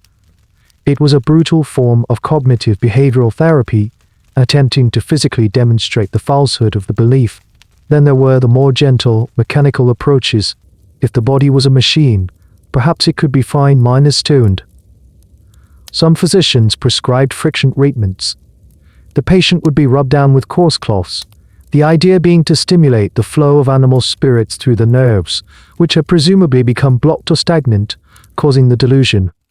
Another popular treatment was the swinging chair, an invention designed to gently or not gently spin the patient around, using centrifugal force to, in theory, redistribute the fluids in the brain and shake the faulty ideas loose.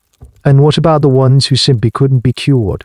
For them the treatment was not a cure at all, but a form of compassionate management. You find a note describing the case of a wealthy man whose family, in loving desperation, designed a special suit for him. It was a kind of full body mattress, a quilted, padded garment that he wore at all times, allowing him to move about his house with a reduced, though ever present, sense of fear. He looked, the note says, like a walking armchair. This image sticks with you. It is a symbol of both the absurdity of the fear and the love of the family that tried to accommodate it. They could not enter his reality, so they did the next best thing, they padded its edges.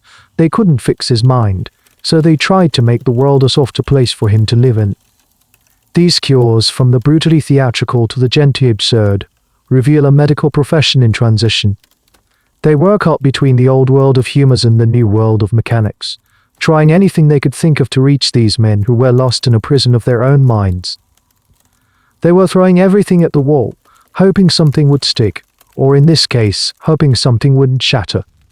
The patient's mind was a black box, and the physicians were just fumbling for the switch, sometimes with a gentle word and sometimes, apparently, with a piece of firewood. The night is over. Your long vigil in your master's study has come to an end. The room is now filled with the clear, uncomplicated light of a new day. And just as the dawn has chased away the shadows in the room, the age of enlightenment and reason seems to have chased the glass delusion from the world.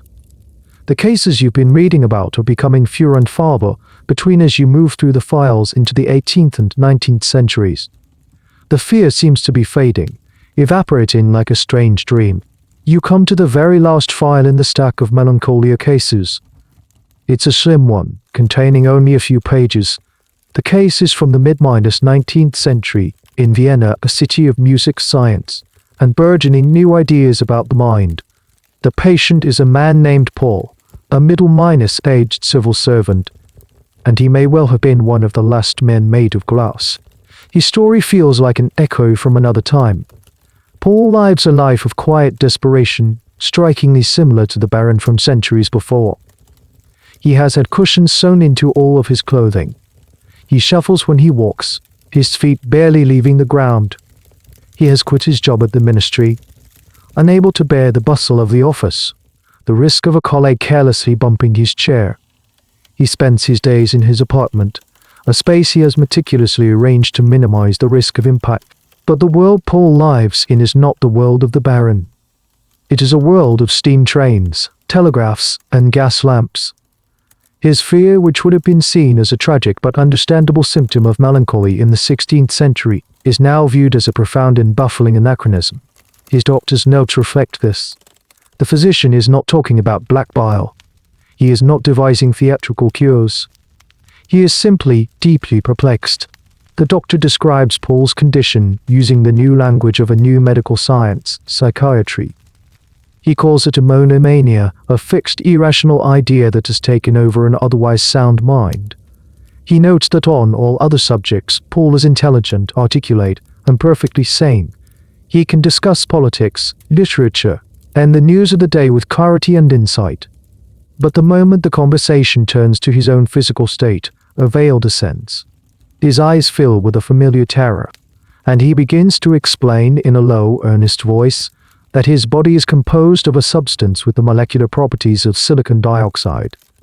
He is using the language of modern chemistry to describe an ancient fear. His doctor tries to reason with him. He uses logic. He taps Paul gently on the arm. "See, Paul, you are made of flesh and bone. You are solid," but Paul just flinches and shakes his head sadly. "You were very careful," he whispers, "but you must not do that again. The risk is too great." This encounter, described in the physician's notes, is a fascinating historical moment. It's a collision between two worlds. The doctor, a man of the scientific 19th century, sees a patient with a specific, diagnosable mental illness. He sees a problem to be solved with logic and therapy. Paul, however, is living in an older reality, a world of symbolic fragility that no longer has a place. He is a ghost from another era, haunting the brightly lit corridors of modern medicine. There is no dramatic cure for Paul. There is no moment of shattering, either real or staged. His story just fades out. The doctor's notes end with a sigh of resignation. The patient remains convinced of his vitreous state, he writes. All attempts at rational persuasion have failed. He continues to live his quiet, cushioned life. And that's the last entry. Paul likely lived out his days in his carefully arranged apartment, a forgotten man with an archaic fear, until he died of some ordinary, non-shattering cause. His story is a quiet coda to a grand, centuries-long symphony of madness. He is the last echo of a fear that once gripped kings. Why was he the last? Historians and psychologists propose many reasons. The rise of a more robust, mechanical model of the body, the decline of humoral theory, the development of new categories of mental illness that provided different scripts for sufferers. But perhaps the simplest reason is that the world had just become too loud, too fast, too crowded, and too solid for such a delicate delusion to survive. It was a fear that could only thrive in a world that still had room for mystery, for metaphor, and for the kind of deep, introspective quiet that allows a man to convince himself, against all evidence, that he is as fragile and as clear as glass. Paul, the last glass man, fades into the quiet anonymity of his 19th-century apartment. His fear, once a matter of state, has become a private, clinical curiosity. But the human feelings that gave birth to his delusion, the anxiety, the sense of vulnerability, the feeling of being on the verge of breaking, did not disappear with him. They simply found new language, new metaphors, and new medical explanations. The ghost of the glass man didn't vanish. It just learned to haunt a new machine. You put away the file on Paul and turn your attention to the final stack of papers on your master's desk. These are not case files. They're essays from the 18th and 19th centuries, the very period when the Glass Delusion was in its terminal decline. As you skim through them, you witness a profound transformation in the language of suffering. The word melancholy, with its ancient, earthy connection to black bile, starts to fall out of fashion among the sophisticated. It begins to sound a bit crude, a bit too medieval. A new, more elegant vocabulary emerges to describe the anxieties of the modern age. And the central metaphor is no longer glass, but the nervous system. You read essays by prominent physicians like George Chain, an 18th-century British doctor who diagnosed a new, fashionable illness he called the English malady. He described it as a disease of the nerves. The pressures of a wealthy, urban, intellectually stimulating life, too much rich food, too much thinking, not enough fresh air, were literally fraying the body's nervous fibers. He imagined the nerves as incredibly fine threads, like the strings of a lute or a violin. If they were stretched too tight by stress and overstimulation, they could begin to vibrate uncontrollably, or worse, they could snap. Suddenly, a new script is available. A person feeling anxious and overwhelmed is no longer suffering from an excess of black bile, they are suffering from a weakness of the nerves or shattered nerves. The language is everywhere. People speak of being high-strung or on edge. The feeling of imminent collapse is no longer a fear of shattering into 1,000 pieces, but of a complete nervous breakdown. The metaphor is different, but the underlying feeling is remarkably similar. It's still a fear of catastrophic internal failure. But instead of a fragile vessel, the body is now a delicate, highly minuscule instrument.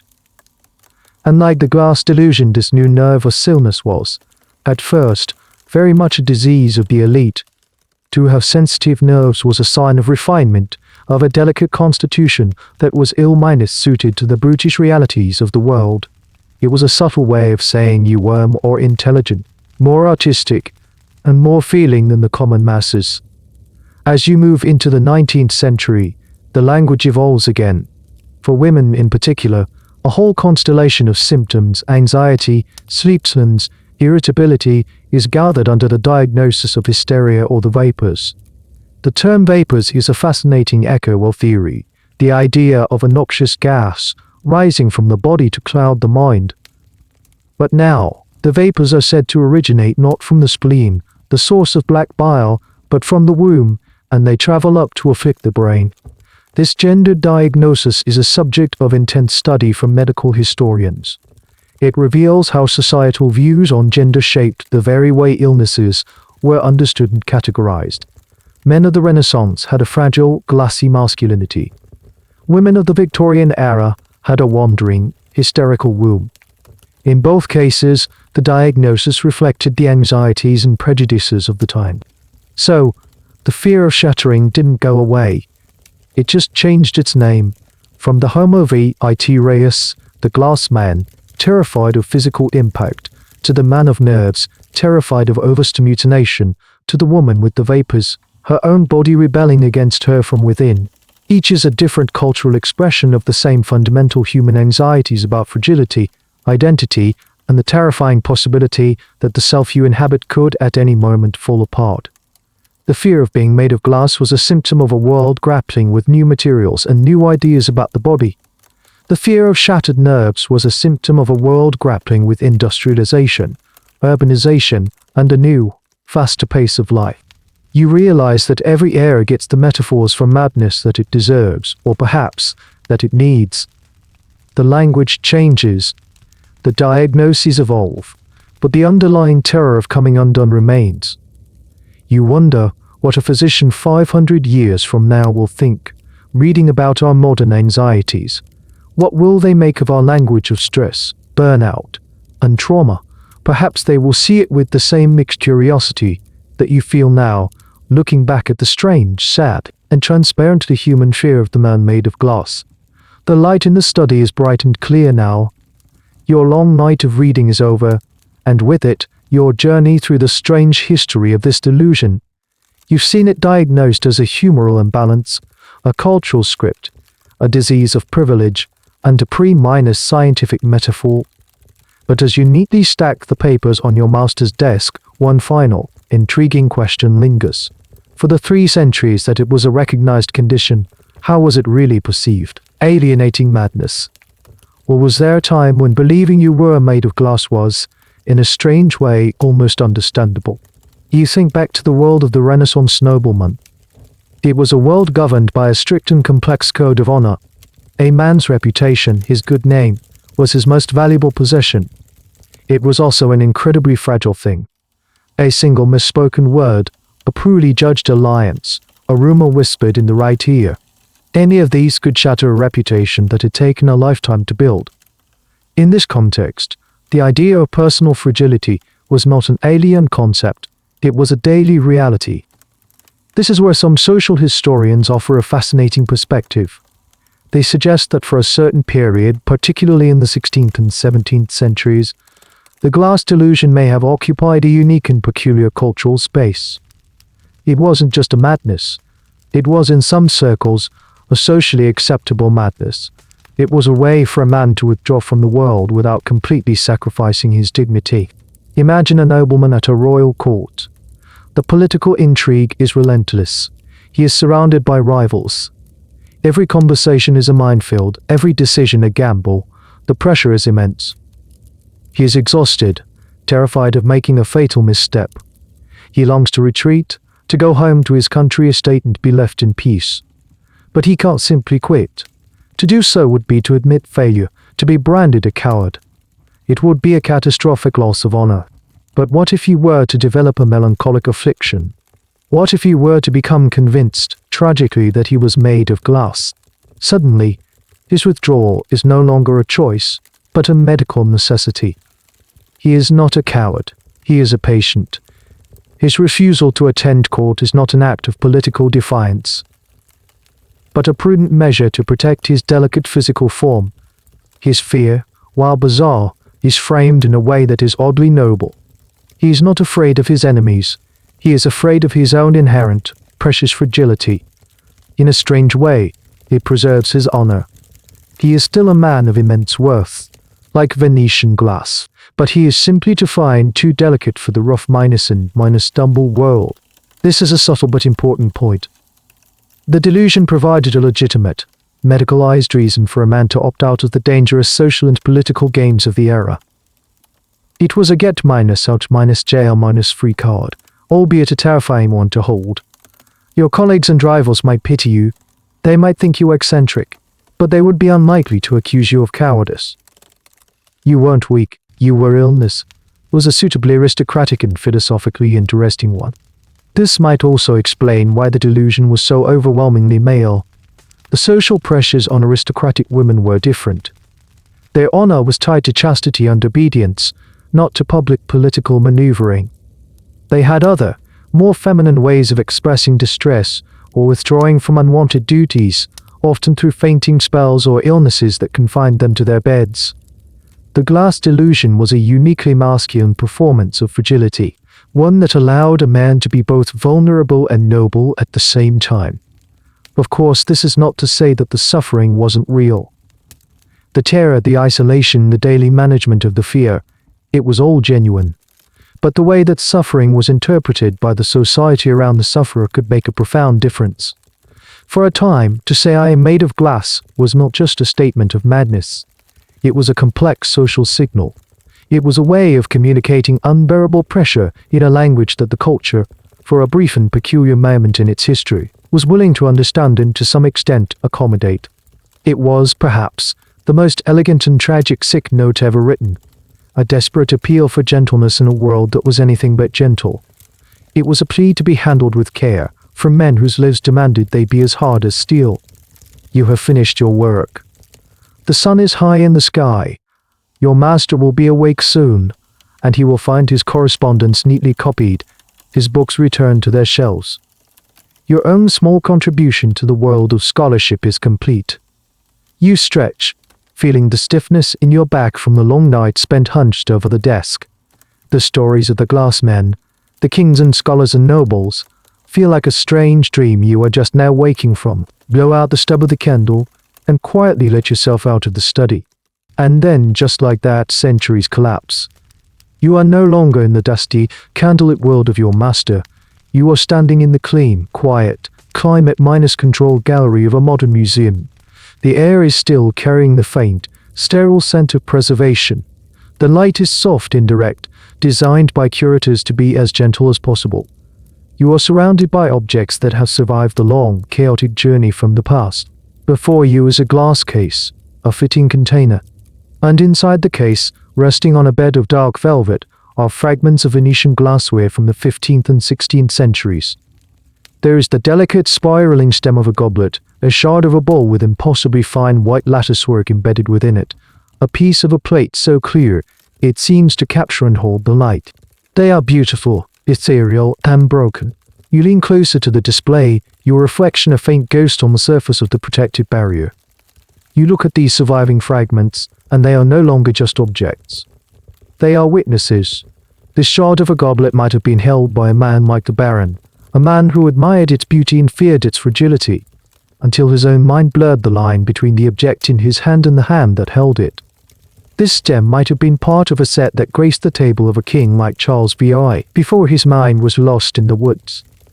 The museum label tells you the technical details, the chemical composition of the glass, the techniques used to create it, the date it was likely made. It tells you what the object is, but it doesn't tell you the story of the anxieties it created. It doesn't tell you about the men who saw their own souls reflected in its transparent, breakable surface. You move on to another part of the museum, to the galleries of Renaissance paintings. You stand before a portrait of a wealthy merchant. He stares out at you, his face impassive, his hand resting possessive lie on a finely bound book. He is the very picture of confidence and control. But now you see him differently. You see the subtle tension in his jaw, the watchfulness in his eyes. You wonder what fears haunted him when the artist packed up his brushes for the day. You one day, sweating and terrified, convinced that the solid, flesh minus blood body in the portrait was a lie, and that his true form was as fragile as the glass of wine on the table beside him. This is the strange gift of history. It allows you to see the ghosts hiding in plain sight. It populates the quiet, sterile spaces of a museum with the noisy, messy, beautiful, and terrifying reality of human experience. Every object, every painting is a portal. You think about the fundamental strangeness of the delusion.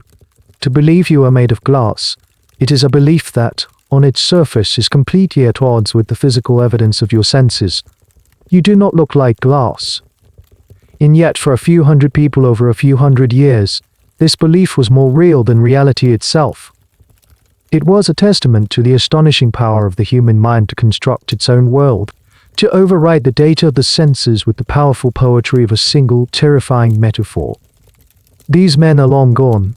Their padded rooms have been dismantled. Their cushioned clothes have rotted away. All that is left are the stories, the scribbled notes in the physician's file, the passing mention in a dusty book. And these fragments, these beautiful, broken pieces of glass, resting silently under the gentle museum lights, holding within their delicate structures the echo of an impossible and profoundly human fear. They survived. They didn't shatter.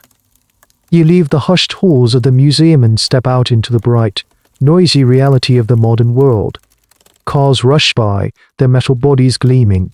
Skyscrapers of steel and plate glass, a material now so common and strong it armors our buildings, tower over you. The world of the glass men feels a million miles away, a bizarre footnote in the annals of human psychology.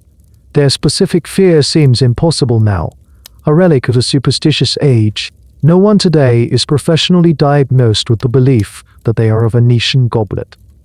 And yet, as you walk through the crowded city streets, you start to hear the echoes. The ghost of that old fear hasn't vanished. It has simply dissolved into our everyday language, hiding in the metaphors we use to describe our own modern anxieties. You overhear a snippet of conversation from a cafe.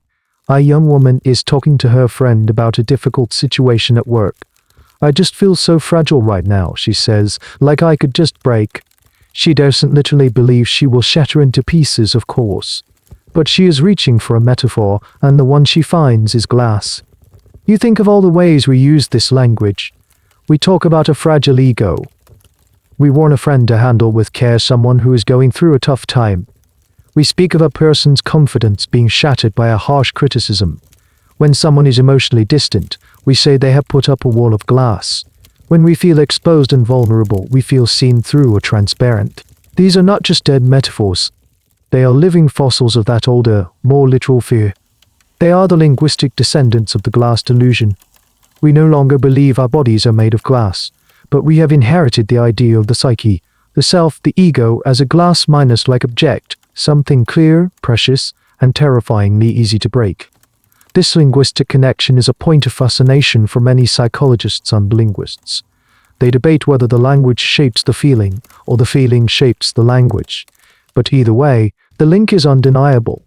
We have taken the very specific, pathological fear of a few hundred Renaissance men and turned it into a universal metaphor for emotional vulnerability. You think about the world we live in now. In many ways, it is far more secure than the world of the 15th century. We have medicine for the plague, social safety nets, and police forces. But we also live with a new set of fragilities. Our identities are increasingly performed online, where a digital reputation can be shattered by a single ill-advised post. Our economies feel like complex, interconnected, broken by a sudden market crash. We feel a constant pressure to be transparent, to share our lives, our thoughts, our feelings, while at the same time fearing the vulnerability that comes with that transparency. Perhaps the glass delusion was never truly about the material itself. Perhaps it was always about the horror of being fragile in a hard world. It was about the fear of being seen through, of having your core, your very essence, exposed and judged. It was about the terror that the carefully constructed self you present to the world is just a thin, brittle shell, and that the slightest pressure could cause it all to collapse, leaving nothing but a pile of glittering, worthless shards. That fear is not a historical curiosity. It is a timeless human anxiety. We are all, in our own way, a little bit made of glass. We all know the terror of our own potential to break. The glass men of the Renaissance just had the courage, or the madness, to take the metaphor literally. They lived the fear that we now just talk about. They were the pioneers of an anxiety that is, today, a common part of our shared emotional vocabulary. The only difference is, we now know it's just a figure of speech. For them it was a terrifying, all-consuming fact. The echoes of the delusion in our modern language are uncanny. They suggest a kind of psychological inheritance, a ghost that still haunts our vocabulary of feeling. And this leads you to a final clinical question. If you were to take this ghost and trap it in the bright, sterile examination room of a 21st-century psychiatrist, what would you call it?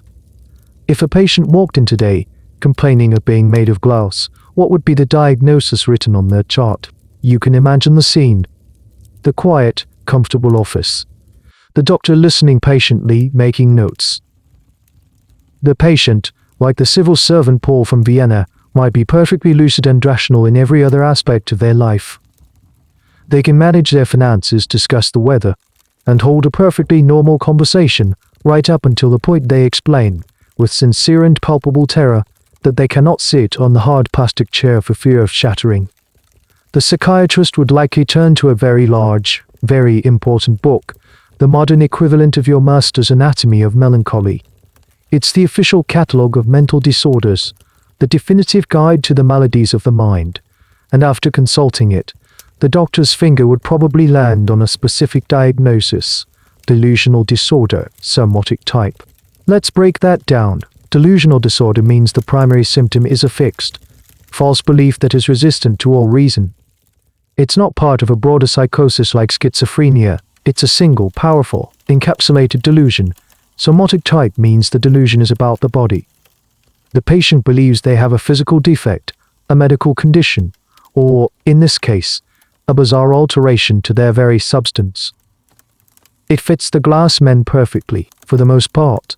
They just had one, unshakable, and very specific belief about their bodies. Some clinicians might also consider it an extreme form of body dysmorphic disorder, where a person's perception of their physical self is profoundly distorted. But whatever the label, it would be classified, understood, and likely treated with a combination of therapy and antipsychotic medication. It would be seen as a glitch in the brain's software, a misfiring of neural circuits. But here is where a deep and fascinating debate among historians of medicine begins. Is it truly accurate or even ethical to apply our modern diagnostic labels to people in the distant past?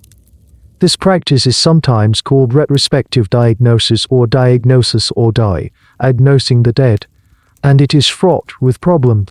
To diagnose King Charles VI with delusional disorder is to rip him out of his world and place him in ours. It ignores the fact that he lived in a reality where the will of God, the influence of the stars, and the balance of four bodily fluids were as real as the throne he sat on, or in his case, refused to sit on. His madness was interpreted by his contemporaries through the lens of their culture as a divine punishment, a demonic possession, or a humoral disease. To ignore the context is to miss the very meaning of his experience.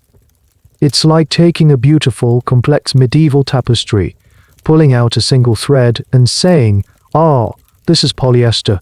The analysis might be technically correct in our terms, but it completely misses the point of the original artwork. This is why many scholars now prefer to look at conditions like the Glass Delusion as culture-minus-bound syndromes. This is a fascinating concept. A culture-minus-bound syndrome is a mental illness that appears to exist only within a specific society or culture. It doesn't seem to be a universal human condition. For example, there's a condition reported in parts of Southeast Asia where men are gripped by the sudden, terrifying fear that their genitals are shrinking into their body. There is a social withdrawal syndrome where young men might refuse to leave their rooms for years.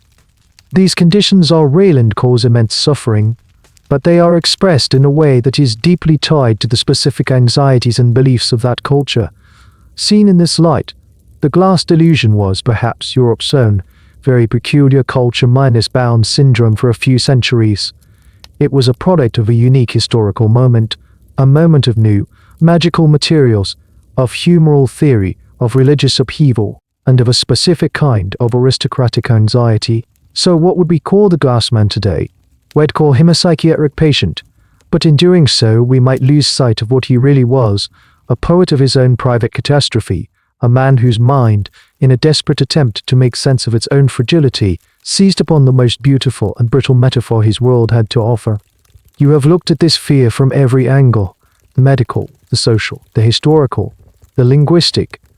You have catalogued its symptoms, traced its history, and given it a modern name. But as your long journey of discovery comes to its close, you are left with one final, deeper question. Beyond the humors and the cultural scripts, beyond the metaphors and the diagnoses, what was this fear about? What was this fear about? What is the fundamental, human terror at the heart of the Glass Delusion? Perhaps the answer lies not in fragility itself, but in the material's other primary quality, its transparency. Glass is the substance you look through. It is a barrier that is not a barrier. It separates inside from outside, but it hides nothing. To be made of glass is not just to be fragile. It is to be utterly, completely, and terrifyingly exposed. Think again of the men who suffered from this. They were, almost without exception, men of power and public standing. A king, a nobleman, a renowned scholar. Their lives were a constant performance. They were always on display, their every action and word subject to scrutiny and judgment.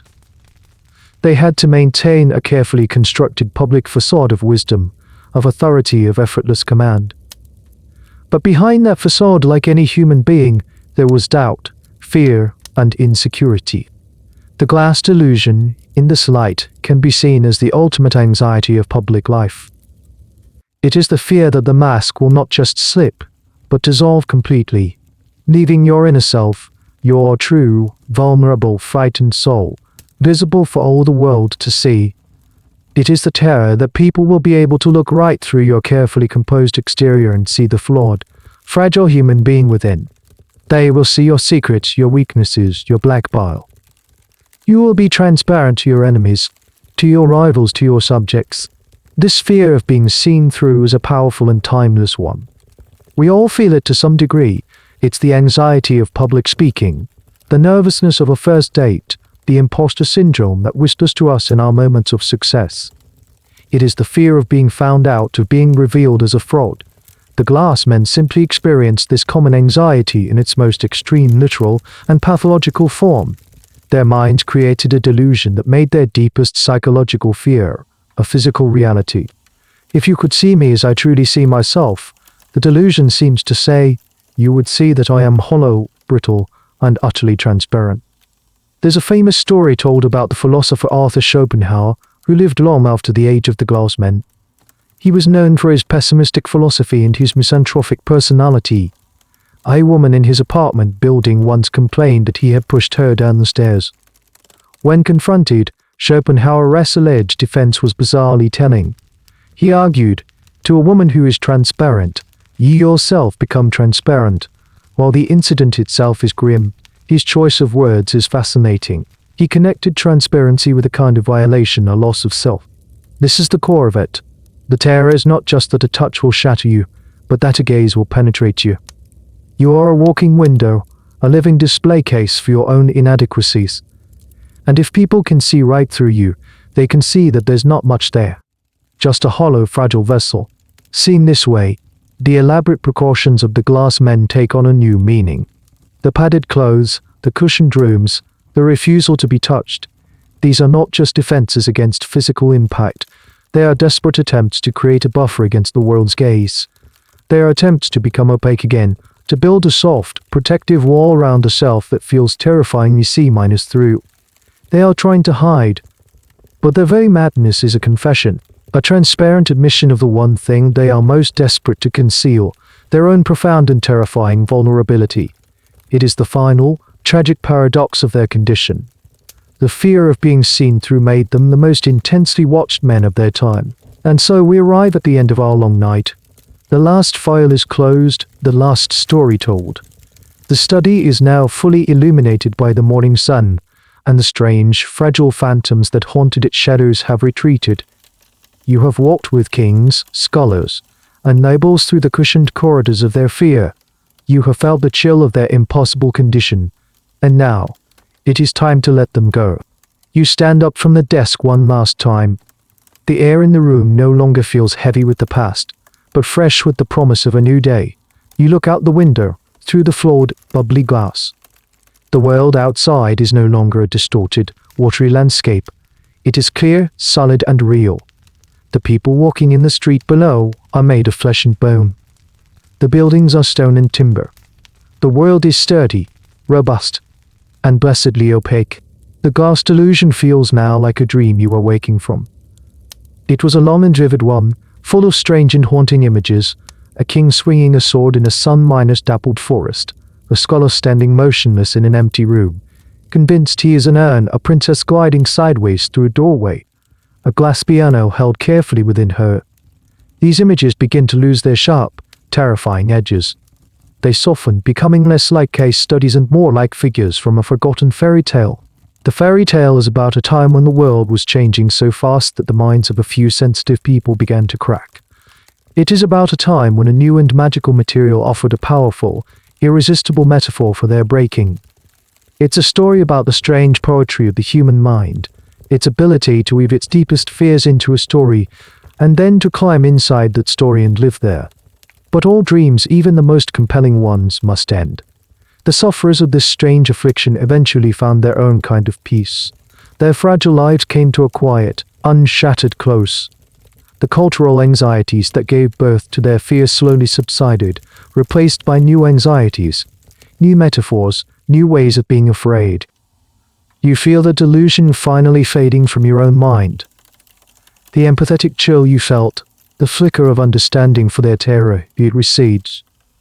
Your own body feels solid, warm, and wonderfully, reliably real. You can sit down without a second thought. You can walk across the room without measuring every step. You can welcome the touch of another person without fear. These simple, unconscious freedoms feel, for a moment, like a profound gift. The story of the glass man is over. It has dissolved back into history, leaving behind only a faint, crystalline residue, a handful of strange stories, a few dusty medical files, and a set of metaphors that still glitter in the corners of our language. It leaves you with a sense of quiet wonder at the vast and mysterious landscape of the human mind, its immense capacity for both suffering and strange, fragile beauty. The dream is over, And so, our journey together through this strange and delicate history comes to its gentle end. The story now rests, its last words spoken into the quiet of your room. It's perfectly all right if you are still awake, still listening. Your mind can now drift away from these tales of fragile men and glass pianos. Let the images soften and dissolve, like watercolor paintings in a slow, soft rain. There is nothing left to understand, nothing left to understand, nothing left to hold on to. A gentle letting go, as if you are placing a treasured, but heavy, object down on a soft velvet cloth. The stories of the past can now become part of the quiet, deep background of your own approaching dreams. Imagine the silence in the scholar's study after you have left, the dust motes dancing in the morning sunbeams, a deep and profound peace settling over the room. That same peace is available to you now, here in your own comfortable space. Each quiet breath you take can carry you a little further away from the waking world, a little deeper into that soft and welcoming darkness where true rest is found. The curtain falls on this peaceful scene. For those still in the audience, the next play is ready to begin whenever you are. Good night.